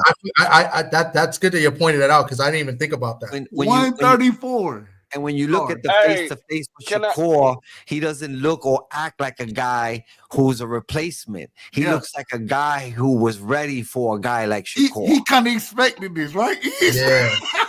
Wow. And look how big his head is, though. This is crazy. You say Not only that, but we're gonna That's hype crazy. you up. We're gonna give you what the fight is worth monetary wise, and we're gonna give you a house. That's how much we believe in you that you can be that guy. Hold on, he got a house? Yeah, they gave him a house. They gave him Padley? his purse. Hold on, Padley? And plus they gave him a house. Wow. They gave him a house? Yeah. I didn't know that. I didn't know that. Damn, they gave him a house? Because Padley beat Turkey. Yeah, this is the biggest fight ever. Mark Chamberlain. Yeah. But even in the Chamberlain fight, though, even in that fight, I thought Padley, he looked good. He looked very decent in that fight. But Chamberlain, you got to remember, I thought he caught Chamberlain with a good shot. But also, I thought it was a bad deduction of points from the referee. Yeah. I thought that was a horrible call from the referee, in my personal opinion. So I ain't gonna say it was a robbery, but I thought that was a close fight. I thought it was close, but I ain't mad at Padley getting that decision. Nah, the Padley fight, Shakur fight, that intrigues me. I'm happy that fight is happening. Who you picking? Who you picking? I'm going with the champion. I'm going with Shakur Stevenson. Okay. You know what I'm saying? I'm going with Shakur Stevenson. Padley, maybe give him some different challenges. I don't know what he could do differently, except try to try to get in there. He might be able to hold his ass a little bit. But anything can happen, man. I'm being a fighter myself. I'm of the saying that anybody who goes in there and gives it and tries, anything can happen, man. Anything. Do you think if the fight is somehow close, they're gonna rob Shakur? Nah. That'll be hard to do, man, because they're big fights out there for Shakur, man. They're really big fights out there for Shakur. They're talking about Shakur and Tank, but if it's close, Shakur gonna lose. I disagree. That's what I'm saying. With all this being said, I'm starting to think that now. That's why I asked that. If it's close at all, Padley got to do something special, knockdown, multiple knockdowns possibly, to even have a chance to win that fight, in my opinion. I don't think they're going to rob Shakur because I think they want to keep Shakur over, and I think they want to make other fights with him. They got big fights for Shakur, you Padley got to knock this man, and I say it respectfully. I thought that was a flash knockdown in the last fight he had. I thought it was a flash knockdown. I thought he did good work. You know what I'm saying? I thought he did very good work and kind of understood what was going to be coming at him when he landed that shot. But I don't think he on Shakur level. Not even close. I mean, it's similar to Bacoli. It's a win-win, right? I mean, if he has a decent performance, does Padley's stock go down? No, it goes up. It goes up. If he goes the distance with Shakur, even better. more questions about Shakur. It's a lose-lose situation and a win-win situation. It better not go to distance if Shakur win. I'm sorry? I said it better not go to distance if Shakur winning. But when's the last time Shakur stopped somebody? Was it Herring? Never. Jamal Harris. Shakur stopped fighting. That man said never. Never. The Asian dude. He stopped Yoshino when he first moved to 135. Never. That man said that's the last person that he stopped. It was Yoshino when he first moved to 135. Yeah, that's before COVID, nigga. What the fuck you talking about? And that was after he stopped. That was no damn before no damn COVID. You I just threw that out there. You out of order, man. You out of order. You lying. Yeah. You lying. Well, he stopped Jamel Herring too. Jamel Herring was a pretty solid. Now, one thing about Shakur looks good against guys that are punchers, guys that kind of like have one style. Padley I think if he boxes Shakur, could bring some frustration. If he boxes Shakur, he's got to be frustrated as it is. Exactly. This last minute replacement. So I guess I think if Padley stays on his feet for 12 rounds, it's win-win. There's no pressure on him at all. No one expects him to even be competitive. So anything will happen. Like Jose said, if someone's here to fight, it's boxing. You know, Hey, when you be mad if somebody kept holding you? Hold on, hey, so real quick. One of the things that I think is going to be very interesting watching Padley fight. I think he does a very good job fighting going backwards. You know what I'm saying? And because Shakur really don't run into fighters that's going to go backwards against him, right? So I think I watched it with Tio and what's the brother name, man? Sandor Martin. When Sandor Martin started fighting off the back foot against Tio, it made him uncomfortable. And so I look forward to seeing how because I think Shakur feels he needs to be impressive in this fight.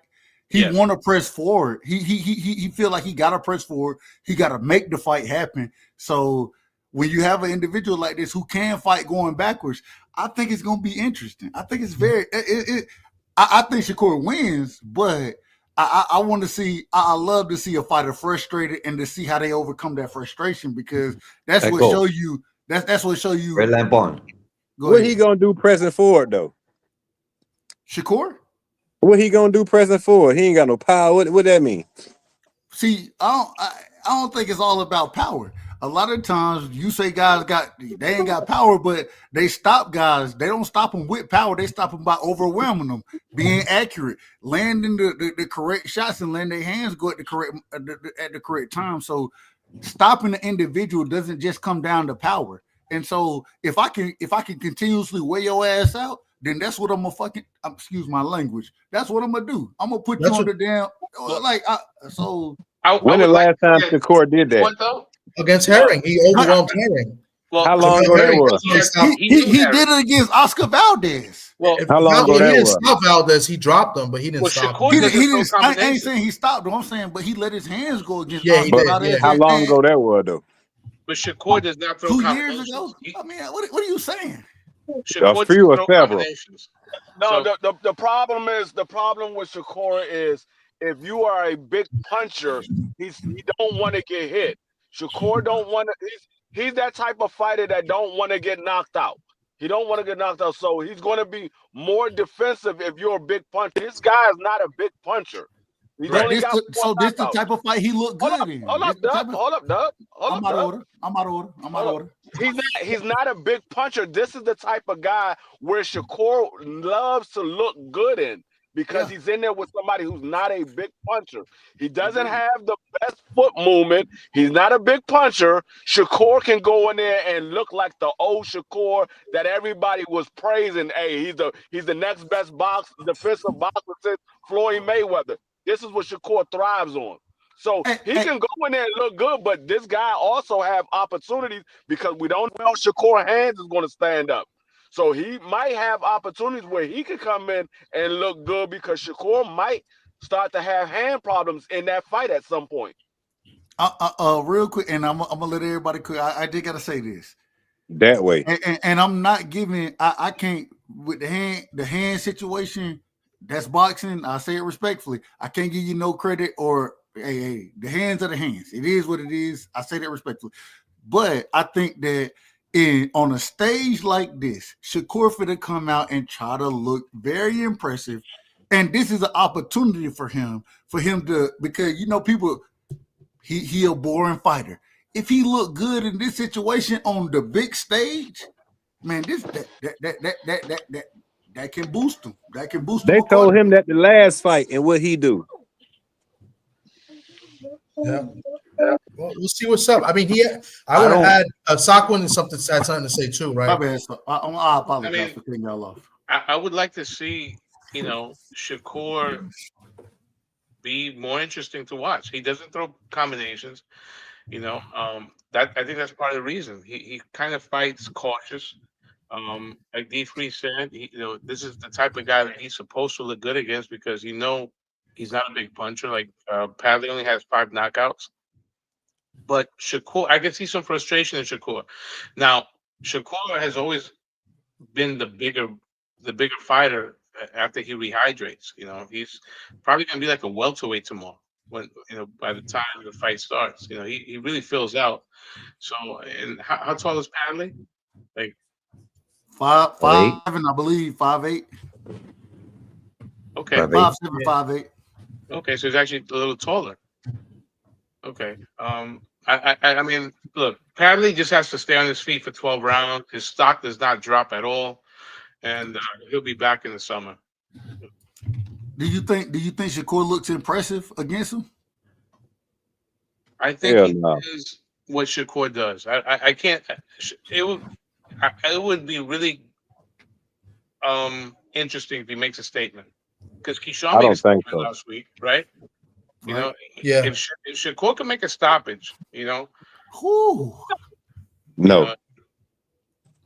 that would be impressive. I don't I think look he at needs. hey, I I don't look think at he needs myself to coming out the establish to mud, make a right? statement. And Padley being an electrician to just all of a sudden he out there goddamn putting your lights in your house and you just get a call one day and you've already been in the gym. Nigga, I'm going all out. Fuck that. I'm gonna give Shakur the business. But Not going out like no electrician. when you right when you go out, what the first thing you do when you let your hand go? What it open up? Yeah. Everything it open up for you to get hurt and get caught in between. Right, exactly. So But that's what they there for, right? I ain't mad at it. They there to fight, right? I'm here to But see. I've been I watching don't. Padley ass, and he I don't think hungry.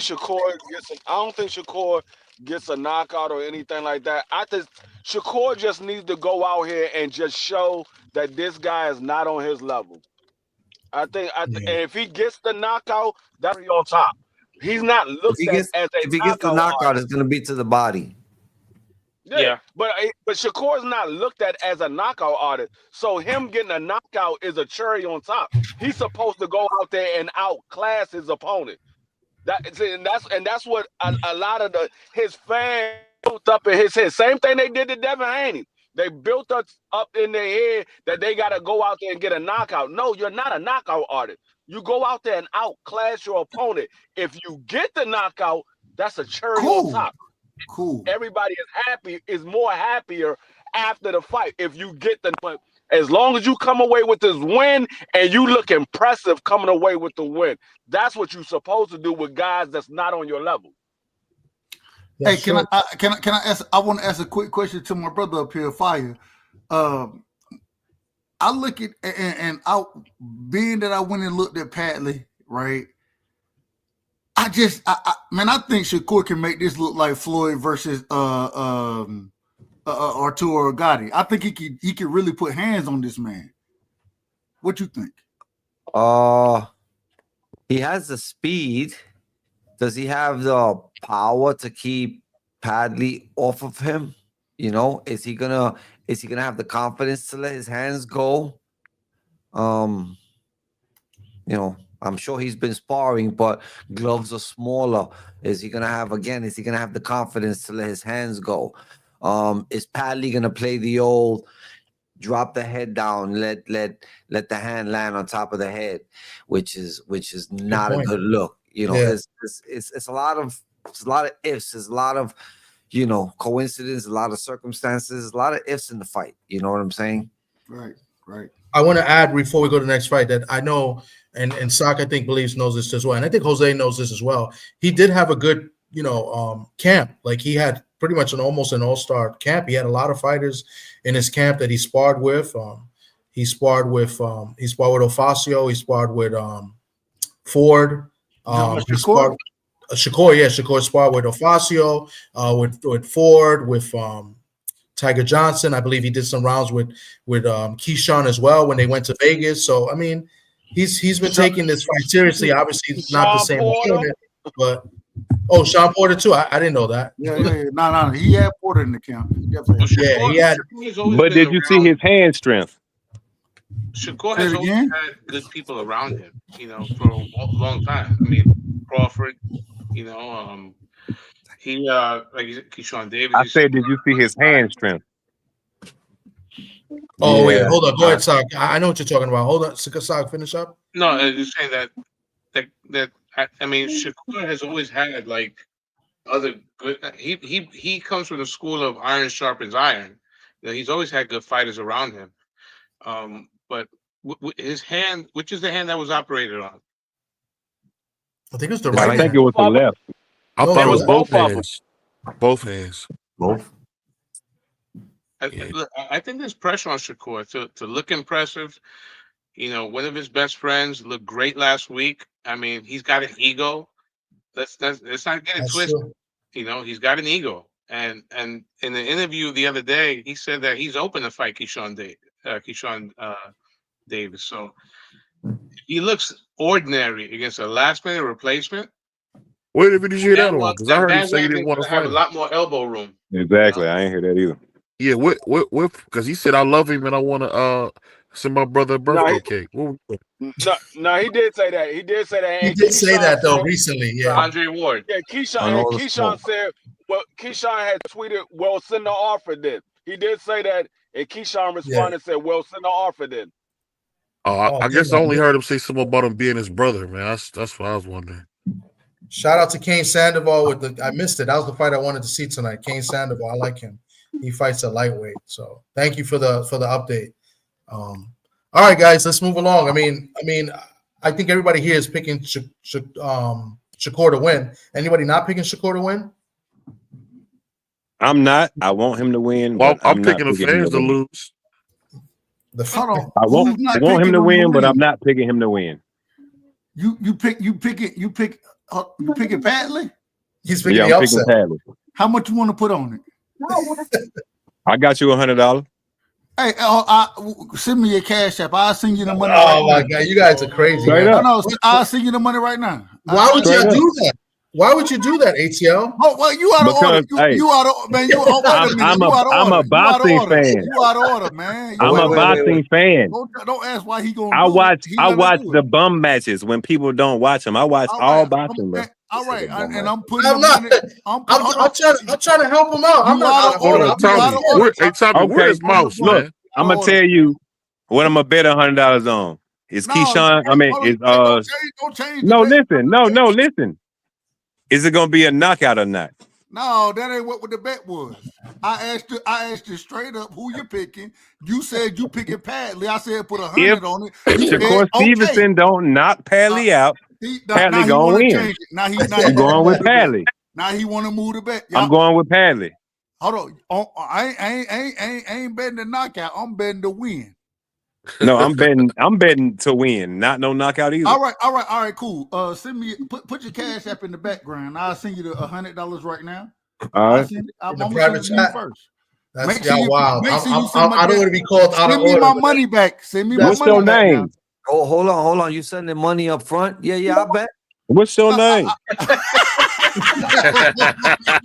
Hey, fire! Shout out to my brother. Hold on, wait, look. I do it this way because at the end of Dub, the day, you out of order, Dub. no. I do it this way because at the end of the day, if I lose $100, it's not gonna hurt me. Hey, I want to make sure you know if we're gonna make a bet, I'm a You're man a of my stand-up word. guy. And I'm then a man of my word. And the next time you make the bet with the guy, you don't have to do that again because you already proved it. Hey, add BVO. I done bet BVO plenty of times. Oh yeah, you know you tried to bet me against T.O. He lost his money. What? Yeah, hold on. But what did I do though? What did I do, BVO? Oh, you paid. Did I send you the money before the fight happened? You did. Don't send no money. Yeah, I he send did. you some after tomorrow. He put it in the chat. If it happens. Hold on. Don't send me no money. No, Don't send it to him, man. He might go for the race like Mouse did with Don't Mama. send me no money. No. I ain't no liar. No, don't send me no money. Dub, you good, man. Don't send the brother no money. Don't give him a chance to run You see off. my name up here. If I lose, you send me a message and I got you. All right, that's what's up. Straight up. All right, guys, we're gonna move on to the next fight. Shout out Don't to bet on here because I ain't still got my Ball money. who were in the chat earlier. I don't know You if they're still stupid. here. Shout out to them. Hell no. He said you you got still ain't time got to the money ignore me for about your my ass. money. Hell no. Yo, BVO, man. We'll talk about that later, man. You bring that up every time. Yo, Sock, you know BVO's talking about the bet he made with what's his name? Dave. Mouse. Yeah, with Dave, he made it. He made it back, and he hasn't been on because we haven't done. He hasn't come to the last couple of football shows we did. So Yeah, Dave left ATL, YouTube. ATL, is the money there? Is the money there, ATL? Bro, He's I'm gonna send it back to you, bro. I told you don't send the money, bro. The money there. Straight That's up. all we need to know. The money there. Y'all No, know that's real. That's real nigga shit though. That's I'm a real man of nigga my shit. But no, I never Yo, be that Hold it, nigga. hold it, Motherfucker say that. hold it, You know what I'm hold it, yeah, saying? hold it. Hold it. Just send it back. Look, just send me Hey, you 200 know, Dub tomorrow. disrespectful. Hold the money, punk. Hold it, and send me 200 tomorrow after I don't she want put the money. hands on the It's your man. money. That's I it. don't want the money. It's yours. Yo, tomorrow You know send what I'm him 100. saying? Owe him 100. yo, we're gonna move on to the next fight. All Let's right, let's yeah, move yeah, on yeah, to the next yeah, fight. You My guys, bad, my bad, you Tommy. guys I'm are out of out order. I'm out of Go order. ahead, Tom. I'm out of order. So we're gonna go to the heavyweights. We're gonna go to the heavyweights. We got Zhil Zhang, 27-2, 27-2-1 against Ajit Kabayel. We got China versus Germany. Right now, let me give you the odds. Zhil Zhang is the favorite. No, excuse me. Ajit Kabayel is the favorite at -165. Zhil Zhang is underdog at +135. Hold on, Cabral is the favorite. Kabayel is the favorite What? at -165. Cabrier's I the keep favorite telling over y'all, who? y'all playing. Y'all playing on the odds. Well, let's see. Let's talk about it. Let's see who you got and why. We'll Just start like with you, because Dub, you seem the most shocked. just like Big Baby and goddamn George Foreman. So this is the thing. This is the thing. When I look at this fight, I'm a fan. I'm a fan of both of these fighters, right? Hey, I think, hold on, brother. Calm Hold down. on. You out of order. You out of order, all man. right. Calm down. You out of order. You out of order. So look, I'm a fan of I'm both gonna of these. use your money to make about Man, you 2,000 out of more. order, man. You out of order. Calm down. Straight up. You This guys are man both in finna make me Atlanta too, about by the way, right? 10,000 tomorrow. Yo, Rook, you know you guys are both in Atlanta. No. I ain't from Atlanta. I'm from Georgia. I'm from He's from Middle. Yeah, he Riverdale, from Warner Georgia, Robins. man. Georgia. He's from If Warner he ain't Riverdale, from Robins. not Atlanta, he from Atlanta. Georgia, nigga. He right. I'm Warner Robins. I'm from Warner Robins. Georgia. Georgia is the outskirts of Atlanta, nigga. He from Georgia. He right. Yeah. Now I ain't from Atlanta. Damn Atlanta. I don't fuck with y'all. Come on, let's Anyway, go. all right, here we go. Go ahead, So, come on, guys, come on. really. So I like this fight a lot. I think it's a close fight. I like Caballero in this fight, but I'm gonna tell you, you're gonna have to take some damn damage going in there, Big Bang. And even though I like the body work that Caballero do, I think he has good footwork. He understand how to because we watched him against. I can't remember. I think the nigga was a Russian, respectfully. Philip Herkovich. No, it wasn't Herkovich. It wasn't Herkovich. It was the it other was the guy. one it was the Russian dude that liked to crack his neck all the time. Yeah. I can't. What's his name? I can't Like he remember got his a name. twitch.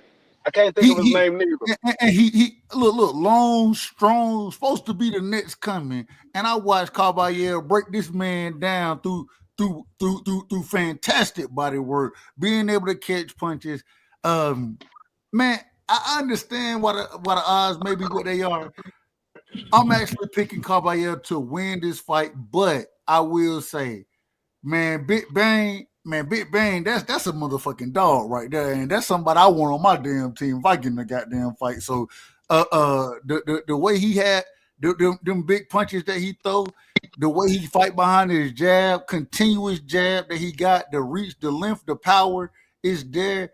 I haven't seen him hurt to the body, but I done seen him lose. Although I didn't think he lost against Joseph Park, I thought he was robbed in that fight. But I ain't gonna say robbed, but I thought it was close. But I thought he won that fight. I'm going with Caballero in this one as well. I just didn't think that the odds would be what they were, but I am going. So with you want to bet on this fight too? Nah, I ain't betting on that one. What? I bet to win. I don't bet to be. I ain't no 50. You bet Caballero to win? Put it up, nigga. No 50 better. What are you talking about? I bet to win.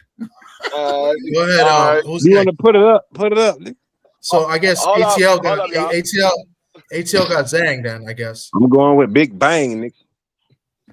All right. Hold on. ATL, break the fight down, nigga. Hey, I'm going with Big Break Bang. the fight down. Big Bang, I'm gonna give him right 3 or 4 rounds. If he don't make it past 3 or 4 rounds, then I'm done. Just being straight up. I'm going with AJ Caballero mañana. What round? AJ Caballero. Why is that? Later or early? I'm not gonna call it either way. I'm just gonna say Caballero is gonna do a lot of body work tomorrow on Zile Zhang. I think he's a lot lighter on his feet using the angles. Yep. He just got to worry about Zile Zhang coming forward. Other than that, everything else we've seen how to handle it. Zile Zhang took those losses. Caballero, I think the difference is going to be in the work from the bottom coming up. Body work to the top. Body work to the top. So that's kind of like, and I'll just add on. So like, I kind of agree with Jose and what ATL said at the same time, because ATL said if he doesn't get him out of there the first 3 rounds, I got Zhang first 3 rounds. That's it. That's Zhang's only chance, in my opinion. I think Zhang has been coming in too big of late. His last 3 fights, I think he just weighed 287 this fight. I think he was like 289 the last fight. And he tires, and he was gassed out his last fight against. And he's 40. And he was gassed like in the 3rd or 4th round. And the man 40 years old. Yeah, and he's 47 years old. And I think again, Caballero is going to go to the body, just like Jose was saying, and I think he's going to break him down. I think Caballero's going to stop Zhang. I definitely picking him to win, but I got Caballero late. I can't see a stoppage, but hey, you heard my breakdown of it. Yeah, I think he's gonna outbox. I think Zhang's gonna be strong in the first few rounds, and then Caballero's got to be wary of that. But I got Caballero stopping him, or if he doesn't stop him, I got him winning convincingly. Just the way like Parker won the last fight, except that I don't see him getting dropped. Parker got dropped twice in that fight. Yeah, Caballero. I actually was going to say I think it's going to be very similar to the Parker fight, and Caballero actually his ethnicity. He was born in Germany, but ethnically he's Turkish. No, I thought he's Iranian. No, I think his parents are Turkish. Oh, I thought he was like from Iran or something, like Kurdish or something like that. Hey, I was reading something about it. I think he's Iranian. Hey, we can all agree that man is Persian, man. He Persian. That's it. He's Persian. He's from Germany. He's from Germany. He's from German, but I think he's Iran descent. But go ahead, Sak. Finish up your thing. I'm sorry. I mean, you kind of stole my thunder. I think that Zhang has to. It's a 5-round fight. I think he's got to leave it all out early. The weight, the age, is going to be a factor. And Caballero, he's a little sharper, less miles. And I think that's eventually what's going to come down to. But he's got a chance to make a name for himself if he can stop. Yeah, that's going to be tough. I think it's possible. I mean, he's 40 years old, like somebody just mentioned. Mm-hmm. Late. I wouldn't be shocked. A late stoppage, and he's right in the mix. He's a top 10 guy if he stops Zhang. Let me just read this real quick. So his parents are Kurdish of origin, right? Which is like Iranic ethnic, but he's from Pazarak in the Turkish province. So yeah, so I guess he's the a man mutt. is Persian, man. he's a mutt. He's Persian. Damn, his parents are Kurdish, which is Iranian descent, but he's a mutt. He's like me. I'm a mutt. I'm half German, half Puerto Rican. So go ahead, D-Free, you up. I think the carriage turns into a pumpkin. I think it's about to turn 12 o'clock, and I think it's going to pumpkin. I don't think Caballero wins this fight. I think he gets stopped. I think he gets stopped in the late round, and I don't think he gets stopped because Zhang is just beating him up. I think he get caught with a big shot. When Zhang gets a little winded in the later rounds, he throws big shots, and I think he's going to get caught by one of the big shots, and he's going to get hurt badly, and Zhang's going to finish him off once he hurt him. So I got Zhang winning it by stoppage in the late rounds. Okay. Okay, I heard that here first. Yeah, that can happen. He got freakish power. BVO, what do you got? Sleep. Say it one more That's what time. he So got. I was grabbing something. Say it BVO one more got time. sandwiches. BVO got sandwiches. That's what he Nah, got. nah, Hold nah. on, hold on, BVO, hold on, Dub. Hold on, Dub. You ain't nothing but a Reese's Pieces away from being right with me. And you running your mouth, man. Brother built boy built like an oil can talking about somebody need to lose some weight. Don't come over here, man. Don't come over here, man. BVO 367. That nigga 367 eating goddamn sandwiches right now, man. Late Hey, night. hold on. Okay, so you 310 with bad feet, belly hanging like snot. What you talking about, man? Get out of here, dog. Get out of here, man. Whole body just hanging like a Christmas ornament. That's my Hell no. Come So on, hey, what BVO, y'all Atlanta niggas say? Don't play with me, bro. Don't play with me, bro. Don't play with me, bro. I'll beat you, folk. I'll beat you, folk. Hey, now y'all niggas talk. All I'll right, where beat you, we at? folk. Where we at? I beat you, shouter. Oh, That man, But I would say it's one of those fights where it's no flash to it. It's kind of you already know who's gonna win, man. You already know who's gonna win. so who's gonna win? Who do you got winning then? You ain't told us. I got the big man. They, I got the big man. I got Zane. Here's that. he said, he said, there's nobody hanging like a Christmas ornament. He said that man body hanging like a Christmas ornament. Hey, don't roast me, man. You know I don't play that roasted, man. Oh, I'm shit. from Cleveland, man. We roast, man. Hey, I fucked Cause my I'll own beat you, mic up. bro. I'll beat you, bro. I fucked my own mic up. I just fucked my own mic up, y'all. True story. Hey, Tommy, didn't I tell him to leave me alone? You know, BBO don't play that roasting. I'll roast. All right. I'll roast, man. yo, when he went in the bag. All right, man. We're gonna go. Y'all out of order, man. Y'all out of order. Y'all out of order. Y'all out of order. We Yo, trying to that's host the funniest. That's we the trying to funniest host thing the I've show, ever man. heard We trying to BBO host say, the though, show, man. man. Y'all out of order. Yo, I got I, that I, nigga sweating. I think that's the funniest thing I've ever seen BBO say. I swear to God. Oh my stomach God. hurting That right now. man said, he I said, can't you even breathe. 310 with bad body hanging like a Christmas ornament.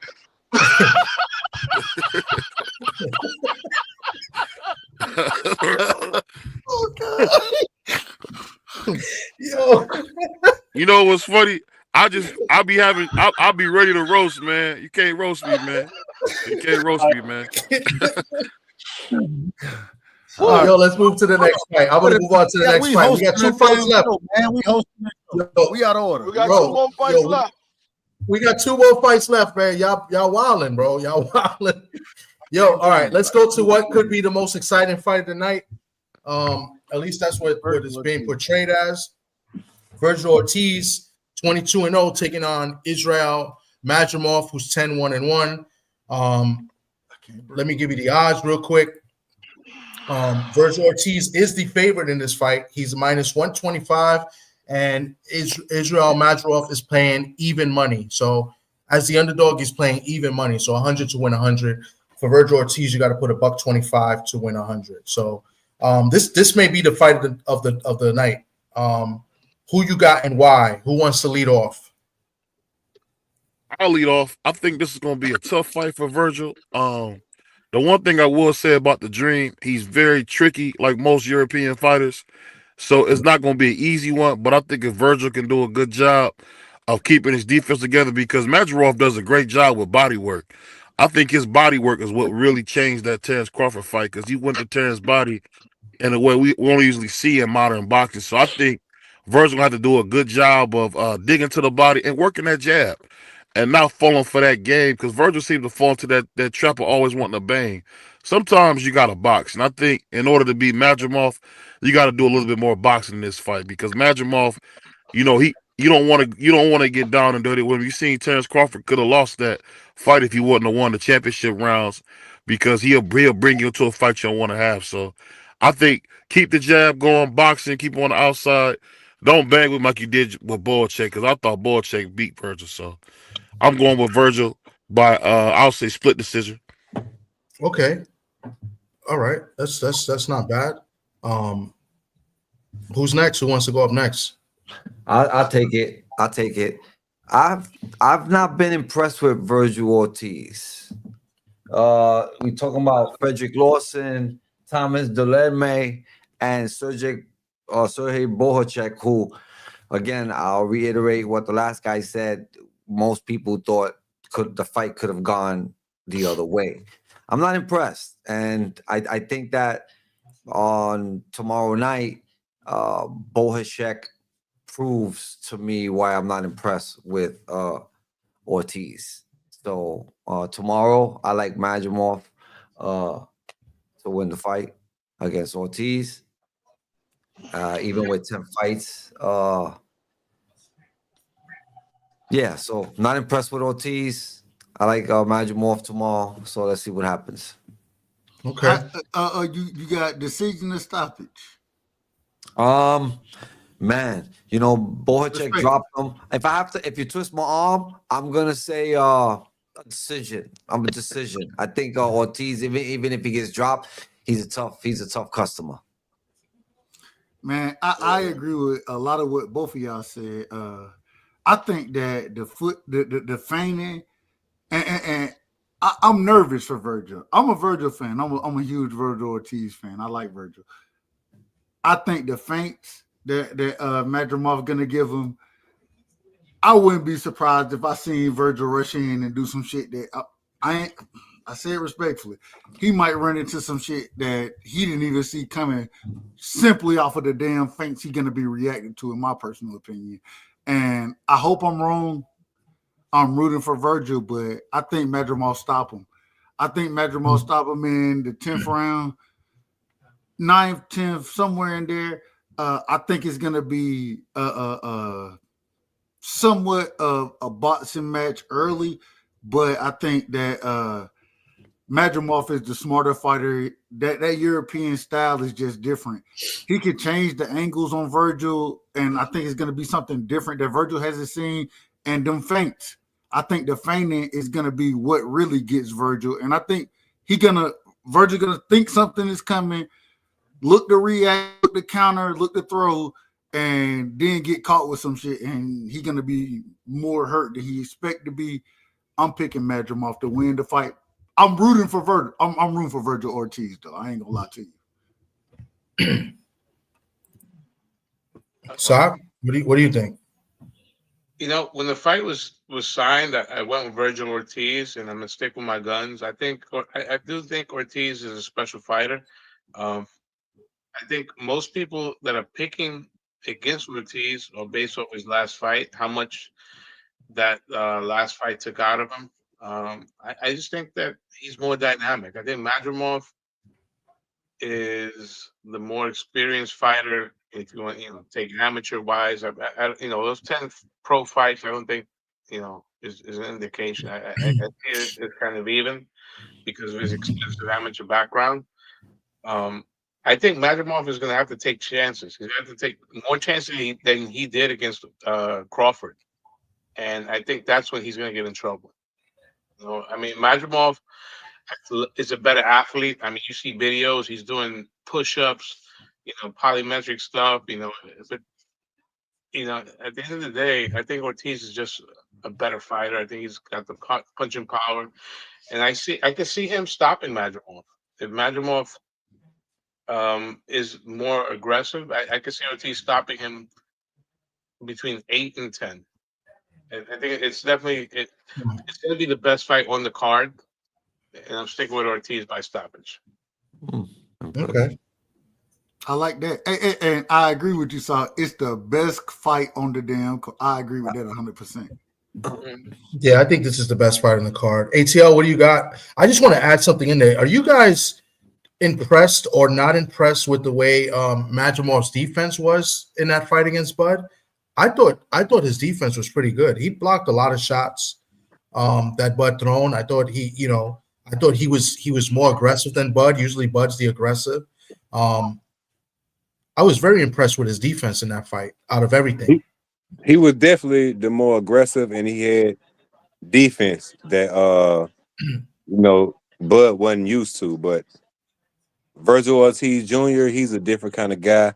He got something to prove. He's a pressure fighter. He's always gonna come at you, and I think it's gonna get to the point that he breaks Madriviv down because I think for Terrence Crawford stepping up at 154 and taking on him, that he tried to take it easy and not just all the way step out there. But one thing I know about Victor Ortiz Jr., he's never scared to step out there. He's who he is, and he's gonna keep that pressure. And I think that pressure is gonna break Medrimov. I agree, and I hear what you guys are saying, but he also made Bud think a lot in that fight, and Bud's IQ is probably maybe top 5 best in boxing right now, if not the best. And he made Bud, do some different things and made him think. I mean, Virgil Ortiz, I don't know if his ring IQ is up to par or even close to what Bud has. And as a matter of fact, Virgil Ortiz is like I don't know who said it. I don't know if it was Jose or BVO. Virgil Ortiz tends to want to get into a gunfight and not box at times. So if he gets drawn into a gunfight and want to try to go blow for blow with this guy, I don't see it being I don't see Virgil lasting 12 rounds with this guy. I see Virgil getting stopped and getting hurt badly because he got hurt and dropped against Boacek, and I've seen Virgil get hurt before. He got hurt against Green Machine when he fought at 147. And mind you, Green Machine has hurt a lot of guys too because he wobbled Bud also when they fought. But I don't know, man. I think Madrimov athleticism is better than Ortiz. I think he has better defense, and I think he actually cracks a little bit more than Virgil Ortiz as well. I got Madrimov. I think Madrimov is going to stop Virgil. D3 fell off. He was the one that was going to go next. I mean, anybody want to add to it, but I ain't mad at that at all. I mean, if Virgil wins this fight, I'll be very impressed. And then this is the Virgil Ortiz that we all thought, he was when he was coming up at 147 before the health issues, but we haven't seen that Virgil Ortiz. We've seen Virgil Ortiz want to, go in there and knock you out, which is fine, but he tends to, forget about his defense and try to get into these firefights, these gunfights, and and I don't think that's going to work well with this guy. I think he's smart. I think he has, I think he can box well, and I was very impressed with his defense, against Bud Crawford. That was the one thing I was really impressed with. So, yeah, that's where I stayed at, when it comes to this fight. D3, you're the only one that didn't go. I don't know what you got in this fight. Yeah, I agree with somewhat Sock said. The part that I agree with is the fact that Virgil is a guy that's he's gonna come forward and he's gonna show us something that he's a tough individual. But the thing is, Magnumov, he's a body puncher, and what I didn't like from and nobody speak about it. What I didn't like from Virgil is not so much what we saw in in his last fight, is what I seen on the scale. What I took away from what he got on the scale, he looked a little drained to me. His face looked kind of something, and I think Magnumov is going to beat him to the body. I think it's going to be a body shot that's going to stop Virgil. I don't think it's going to be a headshot because he got a okay chin. I'll be back. He's been dropped a couple of times, but he got an okay chin. I think it's going to be a body shot. Magnumov is going to catch him with a body shot, and he's gonna hurt Virgil bad. But I agree with what you said. He does have underrated defense, and he made Bud Crawford had to reset and rethink how he was going to come. Bud Crawford usually by the 5th or 6th round, he pretty much figured out his opponent and he knows what he got to do. He didn't have that in that fight against Magnumov. He literally was going into the last couple of the championship rounds still trying to figure out what he had to do. It wasn't in the 11th round where he actually figured out how to beat Magnumov. He stepped on the gas and he beat Madrimov because I had it a draw going into the 11th round. Bud Crawford won those last 2 rounds, which gave him that win. Because if he wouldn't have won those last 2 rounds, he might would have either lost fight would have came out as a draw. Because it was back and forth action the entire fight. Bud would win a round, Madrimov would win a round. Bud would win 2, Madrimov would win 2. They was going back and forth. But I think Madrimov, even though he only got 12 fights, I think the opponents that he's faced are better quality. I ain't gonna say better quality. The one opponent that he faced was better quality than all the opponents that Virgil has faced, because he faced against Bud. Nobody that Virgil faced is on the level of a Bud Crawford. And if he had Bud Crawford trying to figure out what he needed to do by the 10th and 11th round, Virgil ain't on the level of a Bud Crawford as far as IQ. He might be on a level as activity, but IQ he ain't level yet. I think Madrimov stops into the body. Okay. So we're pretty much split even. We got like 3 and 3. Jose got Madrimov. I have Madrimov. ATL, who did you have again? I got Victor Ortiz. Victor, so it's 4-3, I think, and then Dub had Madrimov. So pretty interesting because I've been hearing a lot of Madrimov, but over here we got 4-3 in favor of Virgil Ortiz. So interesting. Okay. That's what's up, because I was kind of getting worried with all the Madrimov picks that I was like, I don't like this. When you go one way and everybody's going one way, picking one side, usually the other guy wins. So, or the other team wins in sports. So let's go to the main event. Jose had to drop off. He had to go. It's getting pretty late here in the East Coast. It's like 1:10 almost. So let's go to the main event, which is undisputed rematch. You guys already know I don't have to read the records or anything, but I will read the odds in this fight. Artur Beterbiev. The last fight, I believe it was much closer in the odds. Here, it's slightly changed a little bit. Artur Beterbiev is still the favorite at -130, and Dimitri Bivol, the underdog, at +105. Who do you like and why? I'll go first. Go ahead. I am going with Artur Beterbiev. I think the fact that the fight is so close to the first fight is interesting. Because Beterbiev is a guy that fights like once a year. But I think Bivol is not recuperated enough from the last fight. When you saw the face-off and the promotional stuff, you saw that Bivol's eyes were still a little, damaged from the first fight.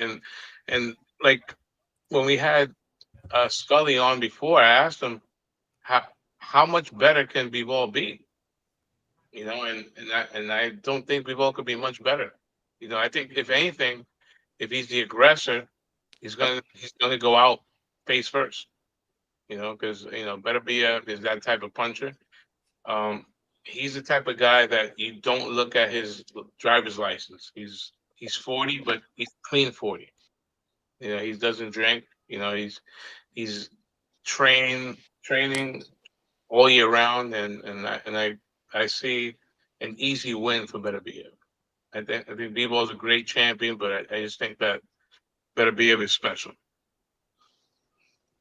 Okay. Yeah, I'm gonna go next. I agree with everything.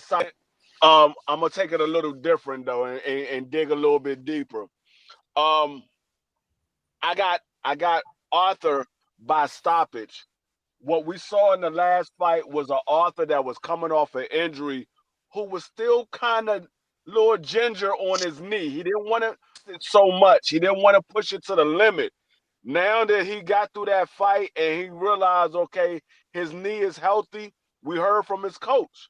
Hey, he looks rejuvenated. He looks stronger. He looks faster.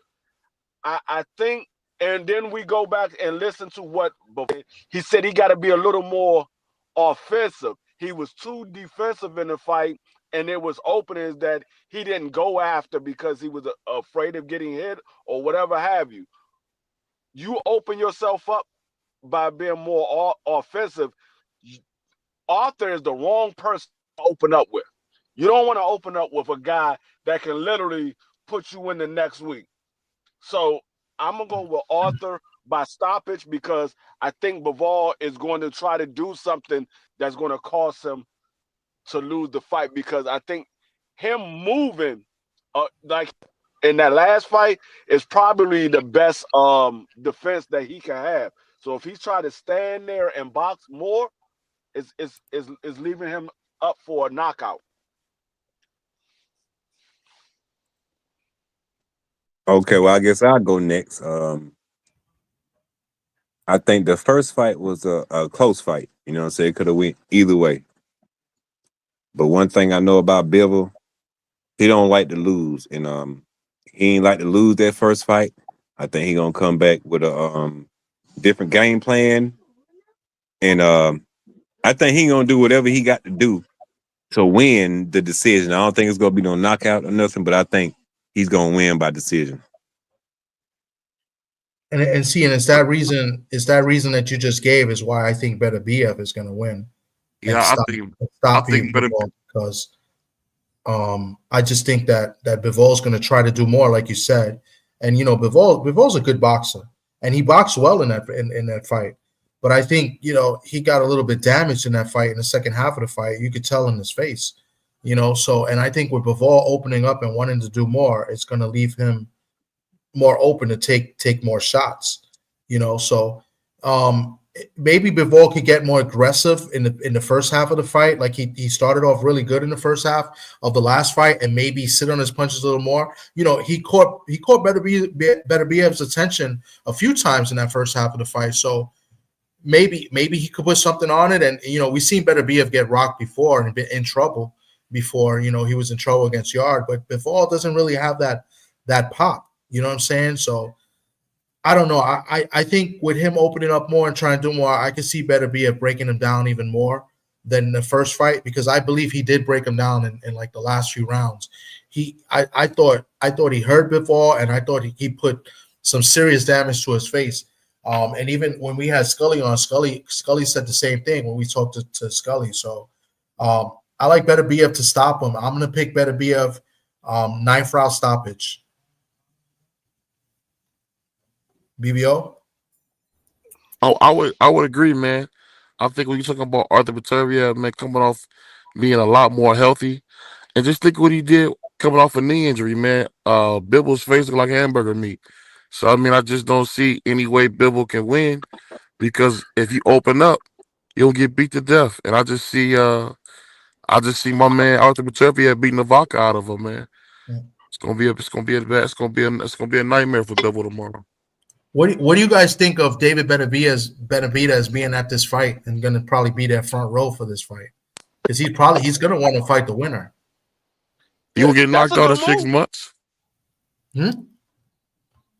I said he'll get knocked out in 6 months. He In said 6 knocked out in 6 months. Hey, I think, I mean, to be honest with you, I mean, it's a good move because I heard something about they planning on making David the mandatory to the winner or whatever. It's a good move for David. He's getting what Canelo would never give him, a chance to become the undisputed champion. But I think if anybody can beat Arthur, David, but I don't think David can. I don't think he can. I think he probably will be the only one that can beat him, but I don't think he's the one right now. Maybe a little ways down the line he might be able to beat him, but not right now. I mean, Beterbiev is showing his age little by little each fight too. He's what? He's 40 years old or 39? What is he? Beterbiev? I want to say he's like 38. 40. No, Oh, he's 38. 40. Okay. Yeah, he's like 38, 39. They got him Okay. as 40 on the broadcast. Yeah, so I thought You're he was looking 40. at 40. He just turned 40 January 21st. Yeah, so like last month he turned 40. Okay. So so I think he's getting old, a little older in each fight. So like, this favors Benavidez, right? Benavidez, because if he does get the winner, right, they both going to be battling and beating each other up. Benavidez is wrestling, waiting. They're getting older. Do you think Benavidez has a shot against Bivol if Bivol was to win? Yes. I think Beterbiev stopped Bivol. Hmm. Yeah. Okay. Sock? Yes, I agree. I think Bivol is a much better style than Beterbiev, because whatever Benavidez does, I think Beterbiev could do better. Um, like I said, don't look at the age of Beterbiev, because Beterbiev lives a clean lifestyle. He's a Spartan, you know. Now, one thing is having surgery and you're good, but you know how long is that going to last? You know, that's another thing. But if all things are even, I think Beterbiev he's just the best. I think he's the best light heavyweight we've seen in a long time. And Benavidez, he leaves himself open for Beterbiev to do damage. Yeah. So, I mean, we're still. I mean, I don't want to disrespect Bivol because anything can happen tomorrow. Yeah. You know, all these conversations could be, we could be talking about a third fight, a trilogy. You know, That's next true week. too. Yeah. So I mean, let's not I, lose focus on that. I think Benavidez, if he was to get the opportunity against um Arthur Beterbiev, I think he'll put up a good fight, and I think he'll have great moments in the fight. But I think he gets stopped. I think he gets Yeah. stopped unless the fight is like next year or something, is another year. I think he gets stopped, but he'll have great moments, especially early in the fight. I think, but I think once he feels the power, and I think Benavidez doesn't get as much credit as he should is his boxing. I think Benavidez is a decent boxer as well, but I just think he gets stopped badly. Dub, you came just in time. So we had two questions. We're gonna give us who you think is gonna win and why. Beterbiev and Bivol, and then what are your thoughts on Benavidez facing the winner? So man, I ain't gonna lie to you. I thought, and I know y'all probably crucify me for this opinion, but I thought Bivol won the first fight. Um, I think the problem is in this fight, I'm rooting for Bivol. I think Beterbiev wins the fight. I think that in this fight, Bivol got to be so aggressive that he's gonna have to open up and get caught with some shit. And I ain't gonna lie to you. I hate to say it, and I hope I'm wrong. I promise y'all, I hope I'm wrong. But I think he because he got to be so aggressive. I think he's gonna get caught with something that he's not gonna be able to recover from. He might get stopped in the damn fight, and I hope he don't. I hope he don't, because I'm a fan of him. I'm a fan of both of these fighters, but I thought he won the first fight. When it comes down to David Benavidez, I don't like David. Respectfully, I don't like David Benavidez to beat neither one of these guys. I think both. I think both of these guys put hands on David Benavidez. So, and I just think because they're more polished at the weight. I watched David Benavidez move up. I know it was his acclimate fight moving up. You understand what I'm saying? And he put on a hell of a show against David Morrell. So I give him much credit for that. And I picked David Morrell. So y'all know, hey, my opinion may be all the way out of order. But at the end of the day, I think when it comes to these two fighters, I think they're the class of the division. Man, real quick, and I know this is kind of off topic, but I want to see David Morrell. I'm not David Benavidez. I want to see him fight somebody like Anthony Yard. That's a fight I want to see. You know what I'm saying? So if you're gonna fight at the division, I want to see David Morrell. David Benavidez and Anthony Yard. So, but I don't know. It is what it is. So That's a good fight. I think that's a good matchup. I think he beats Yard, but I think I think that's good work. I think he might stop Yard, but I think that's good work for Benavidez. I think Anthony Yard is underrated. I think Anthony Yard is underrated.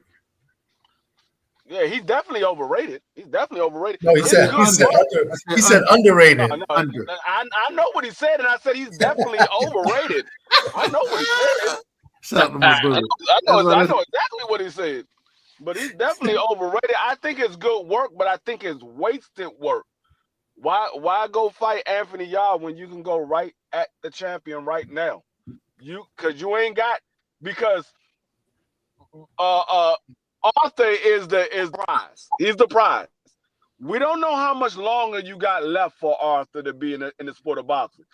If he happens to say, you know what, I'm gonna go ahead and retire next year. Say David Benavidez take an Anthony Yarde fight and Arthur sits out another year, or he decides to move up to another weight class.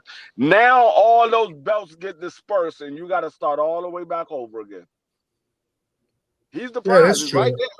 All the belts right there.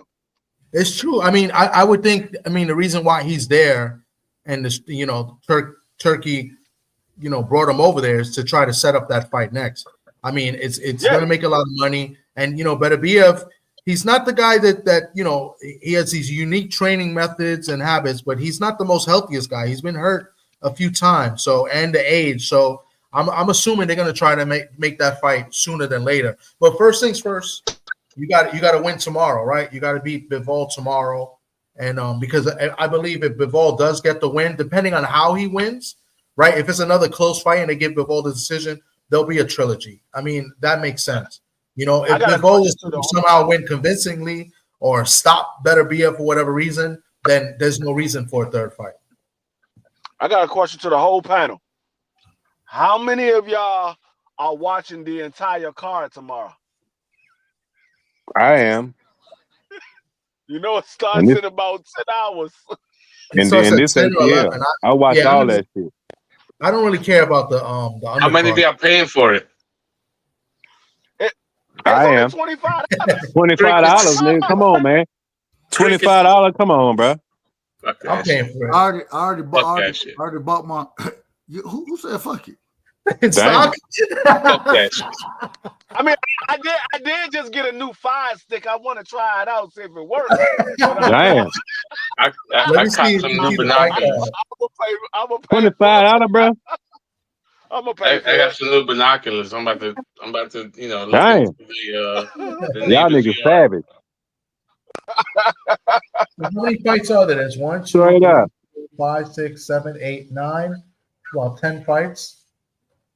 And they're gonna have like all these I don't know what they're gonna do in between these fights as well. So yeah, I'm gonna try to watch as much as possible, but I only care about Ernest gonna say don't answer the question. That's a federal agent type question.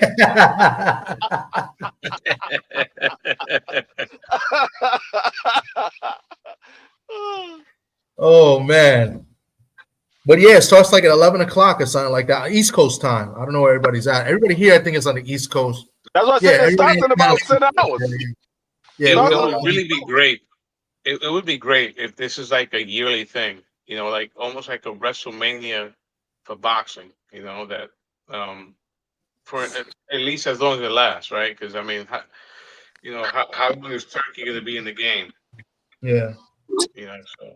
So it's a great night. I mean, he says he wants to make the biggest and best fights. He wants to make the fights that the fans want to see. And I mean, I could see him making another good card in another few months or so. So, I mean, this card was supposed to be good. I mean, Dubois and Parker was going to be a great fight. I was really looking forward to seeing that. And I was really looking forward to see Floyd Schofield, fight Shakur. I still would have picked Shakur to win, but I was interested to see how Floyd, would have did under the big lights and his first opportunity at a world title. But I guess we got to wait. But the card is still pretty stacked and still pretty solid. The matchups is pretty good. Now, I was just asking because that joint come on at 11, and it's probably not going to go off until like around 7 or 8. That's all. No, it ain't going to be that late. It'll be like 6, like around 6 o'clock it'll end. Like the last time, I think it ended like 6:30. That's if we get a lot of knockouts. But if all those fights go the distance, that joint gonna be going on.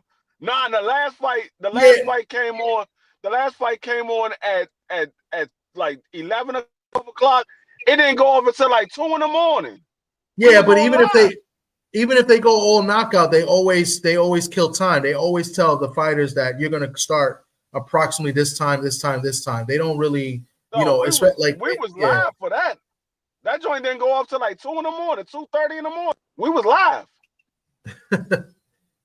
Well, that was the Bud Crawford one, right? The one that was in Vegas. Yeah, we was on all day. That joint with Eminem and all them. I was like, man, I that's like when you get high and you don't want to be high no more, man. I don't be high no more. I was like, man, I don't even want to watch boxing no more. This joint too damn long. Wow. Guys, I think I'm gonna call it a night. Damn, Dub just went off. I appreciate everybody that came through. I mean, this was good. You guys are funny too with the jokes. BVO, the funniest joke ever. We got to clip that and put that out as a short. BVO, you heard? that was the funniest thing BVO ever said. Yeah, that joint was funny. That man said, "What you like 310 pounds with bad feet, nigga? Your body like a Christmas ornament." Yo, BVO, man. Yo, that was excellent. BVO been on it, man. He must have been holding that. He must have been holding that in the back pocket for like months. I thought about it just then. Christmas ornament. One hitter quitter. Yo, one hitter quitter. First round knockout. That's crazy. Man. You made Dub stutter, man. Dub got off the panel and everything, man. Salute, man, to my man Tommy. Salute to my man Socrates. Good seeing you, man. Great to see you too, sir. BBO, you coming next week? You coming next week? Say it again. You gonna be here next week? Yeah, I'm gonna be there, man. Tank Davis. I don't know if I'm going to the fight yet. So I think the guy's name is Lamont Roach. Yeah, he's fighting Lamont Roach. The undercard is okay. I mean, but I don't know if I'm going to the fight yet.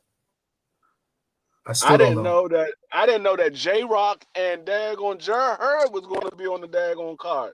I was like, what? They bringing up? Did they just announce that? They on the They card. announced that? Yeah, they on the card. Yeah. I think they on the prelims though. I don't think. Well, I think J Rock is on the main card, but I think Jared Hurd is on the prelims. Oh, yeah. Okay. I know that this Puerto Rican prospect is supposed to be on the card, but they didn't list him. I'm gonna check it now. Gio Lopez. He's supposed to be on the undercard. As a matter of fact, hold on, because I got the email. He is on there. He is on there. Oh yeah, they put it. He's fighting Grimaldi Machuca. So okay, so he is on. It's okay. He's 17-0. He's a undefeated prospect. He trains with Eddie Reynoso. So Puerto Rican fighter, trains with Reynoso. He's a prospect, 17-0, 12 KO. So all right, because I didn't see him on the card. Now he's on the card, but I heard that for a while that he was on it. So it'd be good to see him. I mean, he lives out. I think he lives in Orlando. It is interesting that the three best lightweights are fighting back to back to back. Yeah. I mean, or at least the consensus. Yeah. Sean last week, got Shakur this week, got Tank next week. Mm-hmm. Okay, hold on. Let me just see something because I think I got something where it tells me the workouts. The workouts are going to be in Gleason on Tuesday. Hold on. Let me look at the email. Hold on 1 second. Tank been working out all week right down the street from me. Yeah, so media arrival. These are the fighters that are on the card. Sandor Martin is coming in first. Then Gary Antoine Russell, Lamar Roach, Julian Williams. So Julian Williams, wow, I didn't see this before. Who's he fighting? Alberto Puello, Giannis Telis. I like Giannis. He's good. Rayo Valenzuela, and Javante Davis. So that's the arrivals. They don't list the card here. So I can tell you the card. I got it. Valenzuela. I see it. Yeah. So Telis is fighting J Rock. Telis is gonna knock J Rock out. He's fighting J Rock. But Jared Hurd is on the card too? Yeah, I'm gonna tell you 1 second. Hold on. I see it right here. It's at the bottom. The streaming presentation will feature former unified 154-pounder world champion Swift Jarrett Hurd taking on hard-hitting Johan Gonzalez. Yep. Wow. And then As I Gio say, Lopez is fighting Jared Alex Hurd is on. Pereira. Yeah, that's what I was saying. Jared Hurd is on the prelims, but J Rock is on the main card. Yeah, and then the Puerto Rican is on the prelim too. Yeah, it's only 2 fights on the prelims, and then it's the main card. Okay, yeah. I think it's a total of like 6 fights. 8 fights. Hold on, I just seen it here. So 2 on the prelim, but 6 on the main card. So the Puerto Rican Gio Lopez is gonna fight on the streaming portion, and then the main card is Rayo against Gary, right? Russell, Puello against Martin, Giannis Tillis against J Rock, and then so it's only 5 fights. Wow, it's only 5 fights in the main card, bro. That's crazy. Yeah, that's what I'm saying. I said it was like 6 or 7 total. Yeah, so 1, 2, so 7 fights altogether. I mean, that's not bad. 7 fights. For the ticket prices, though, no shot. The ticket prices say, but if you want to go to the fight, wait till Friday or Saturday morning, and I promise you the tickets will go down. They'll probably give them tickets away. Oh, wait, there's a lot of tickets left for this fight. That's why I'm still thinking about it. But the tickets went way down. I mean, not way down. They dropped a little bit, and they're gonna go way down next week because they haven't sold out. They're gonna give tickets away. They haven't sold out. No, it's a lot of tickets left, bro. So this whole thing that Tank sells out everywhere he goes, no shot. I think they had pretty much the whole arena. So if they got what, I don't know how many seats sits in the barcade. I think it's somewhere around 20,000, 30. It's a little bit less than 20,000. I think it's like 18 and change. I could double check that. So, I think it's less than 20,000. So I know at one point he was up to like 15,000 tickets sold. He might be somewhere around 16,000, maybe 17. It might be like 1,000 tickets still left. I'll tell you right now what the capacity is. It's 19,000 they listed as. Yeah, so he might have somewhere around 2,000 tickets left because I think this was like maybe a month or 2 out. He was at 15,000 tickets sold. They had already came out and said they sold 15,000 tickets. So it's probably like about 2,000 tickets left. Yeah, but a lot of those tickets, I don't know. I got to look into that because you might not see a lot of tickets on Ticketmaster, but a lot of those tickets that were bought is probably going to see on other like StubHub and was it Vivid Seats or something like that? What's the other one? Secondhand market. I go to Geek Seats. I go to Geek Seats is another one. Yeah. So like, what was it? What's what you use, Sock? What's the secondhand? Secondhand. So you might see a lot of those tickets on like secondhand ticket companies because they bought all those tickets in advance. Now they're trying to sell them. But what's going to happen is that they're going to drop. They're going to drop in price. So you're going to see a lot of tickets be sold like for almost half price the day of the fight. I promise you. So I'll tell you the Ryan Garcia Devin Haney fight, the tickets dropped a lot from the time they went on sale to the week of the event. I was mad because I messed up, but I didn't do that this time, so I didn't buy my ticket yet. You're gonna be mad because you're gonna go there. They're gonna be like, man, it's still $3,000 for that daggone nosebleed. You're gonna be like, what? I doubt that. I highly doubt that. I highly doubt that. I was looking at the Jerron Buzinis fight, and they got some good ticket prices for his fight. Oh, the ticket prices is really good for the Atlantic City. Yeah, I saw it. I was looking at that joint today. I saw tickets for like $85, $68. Yeah. I was like, damn, they got some good ticket prices. Yo, I'm still thinking about going to that. I want to make a weekend out of that. I'll make my decision like next month. But April 12th, Sock, Atlantic City. Oh, that's your boy. Sock is tired. When is Ofacio? You don't got the date for Ofacio's fight? It's actually the day before. Oh, April 11th? That's a Friday? Okay. Yeah, so Melrose. the Melrose in Queens. Mm-hmm. Okay. Yeah, so April 12th too. The Boots fight. I think the ticket price is really good for Boardwalk Hall. That's where it's at. Yeah. So, Yeah. yeah, because the best seats, I was looking at those.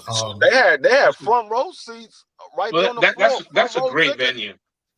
for front row Boardwalk. tickets for I've like been there. I've been lucky enough. I've been there a few times. It's a great venue. It's a lot of history. That's if anybody watches Boardwalk Empire, that's where this guy made that. Yeah. Fuck, what's the mobster's name from back in the day? Anyway, Arturo Nucky. Gatti. Huh? Yeah. Was it Nucky or Nucky? Yes. Nookie Nucky Thompson. Nucky Thompson. Yeah. Yeah. That's his baby. But Arturo Gatti fought there a bunch of times. Said ICE agents would be parked with the paddy wagons at the events. As they should. D-Free, you were saying that the ticket, the front row, what are they, like 500? no, 400, 441 I saw. Yeah, that's not bad. I mean, I mean, when I say front row, I mean literally front row. Yeah. I think I saw one. those too. Like I was very shocked to see the prices for them because now mind you, that's a big fight. I think that's a good fight for Boots, but we still don't know what the undercard is. So let's hopefully the undercard matches what the main event is. So, but yeah, I would like to go to that. That's what I didn't see. I didn't see nobody on it yet. Yeah, they didn't announce anything yet. So I get the emails from Matchroom. I gotta check it. But they definitely let people know when the tickets went on sale. So, yeah, I'm interested in that, and I hope hopefully that one does well, and they should does well because Atlantic City is not far from Philadelphia. So, so he should get a good turnout. Yeah, that's on it. What, a 45-minute drive right down. I think something like that. I know when I lived in Philly, me and my we used to go to Atlantic City like every other day. We would literally go to the casino like every other day. It was like a 45-minute drive straight down. How far? Oh, you're only 45 minutes away from, and when I was staying in Philly. Oh, when you was okay. So from where you at now in DC, how far is it? It's probably 2.5 hours. Wow. Okay. Yeah, so who do you got in the Boots fight? You picking Stanionis? Is that who you picking? Nah, it's hard for me. It's hard for me to pick Stanionis. You picking Stanionis? It's hard. No, I said it's hard for me to pick Stanionis over Boots because he's a come forward fighter. He's somewhat tailor-made for Boots. Boots don't like nobody to move around. He likes somebody that's just going to be right there. And Stanionis can make it tough but I think Kern was just a tough individual. Stanionis not like Kern. He's more like Virgil. He's gonna come right straight ahead. I would have loved to see that fight, Virgil and Stanionis. Fight never happened. Wow. Well, guys, that's it. I mean, I'm tired, but let me. Yeah, I'm about to get out of here. Get ready for these fights in about another 9 hours. Yeah, that's just crazy. Great show. Enjoy the fights. All right, Sak, you got your show tomorrow with Pedro? I'll have my segment. Yes. Nice. Okay. So y'all probably be on during maybe one of the nice undercards. Probably about that time. Yeah. You might get like Callum Smith and Buatsi at that time, maybe. Probably. I appreciate everybody came through. Ernest says Stanionis is different. I've been calling for that fight for 3 years. Ooh. Thank you for coming through, Papi Yunyeyo. I appreciate you coming through. I appreciate everybody that came through as well. We'll catch you guys most likely next Friday, unless I have somebody else coming in for an interview like we did this week. This week we had a couple interviews. So catch us live next week. If anything, stay tuned for more content. Make sure you follow my man D Free And follow my guy Papa Yunyeyo. He's got a channel as well. He's always on there with Skywalker on Sundays. They Okay. put on a great show always on Sunday about 9 o'clock East Coast time. So check them out. All right, guys. I'm out. I'll see you guys. I'll talk to you guys and see what's up for next week. Okay. All right. Later. Later.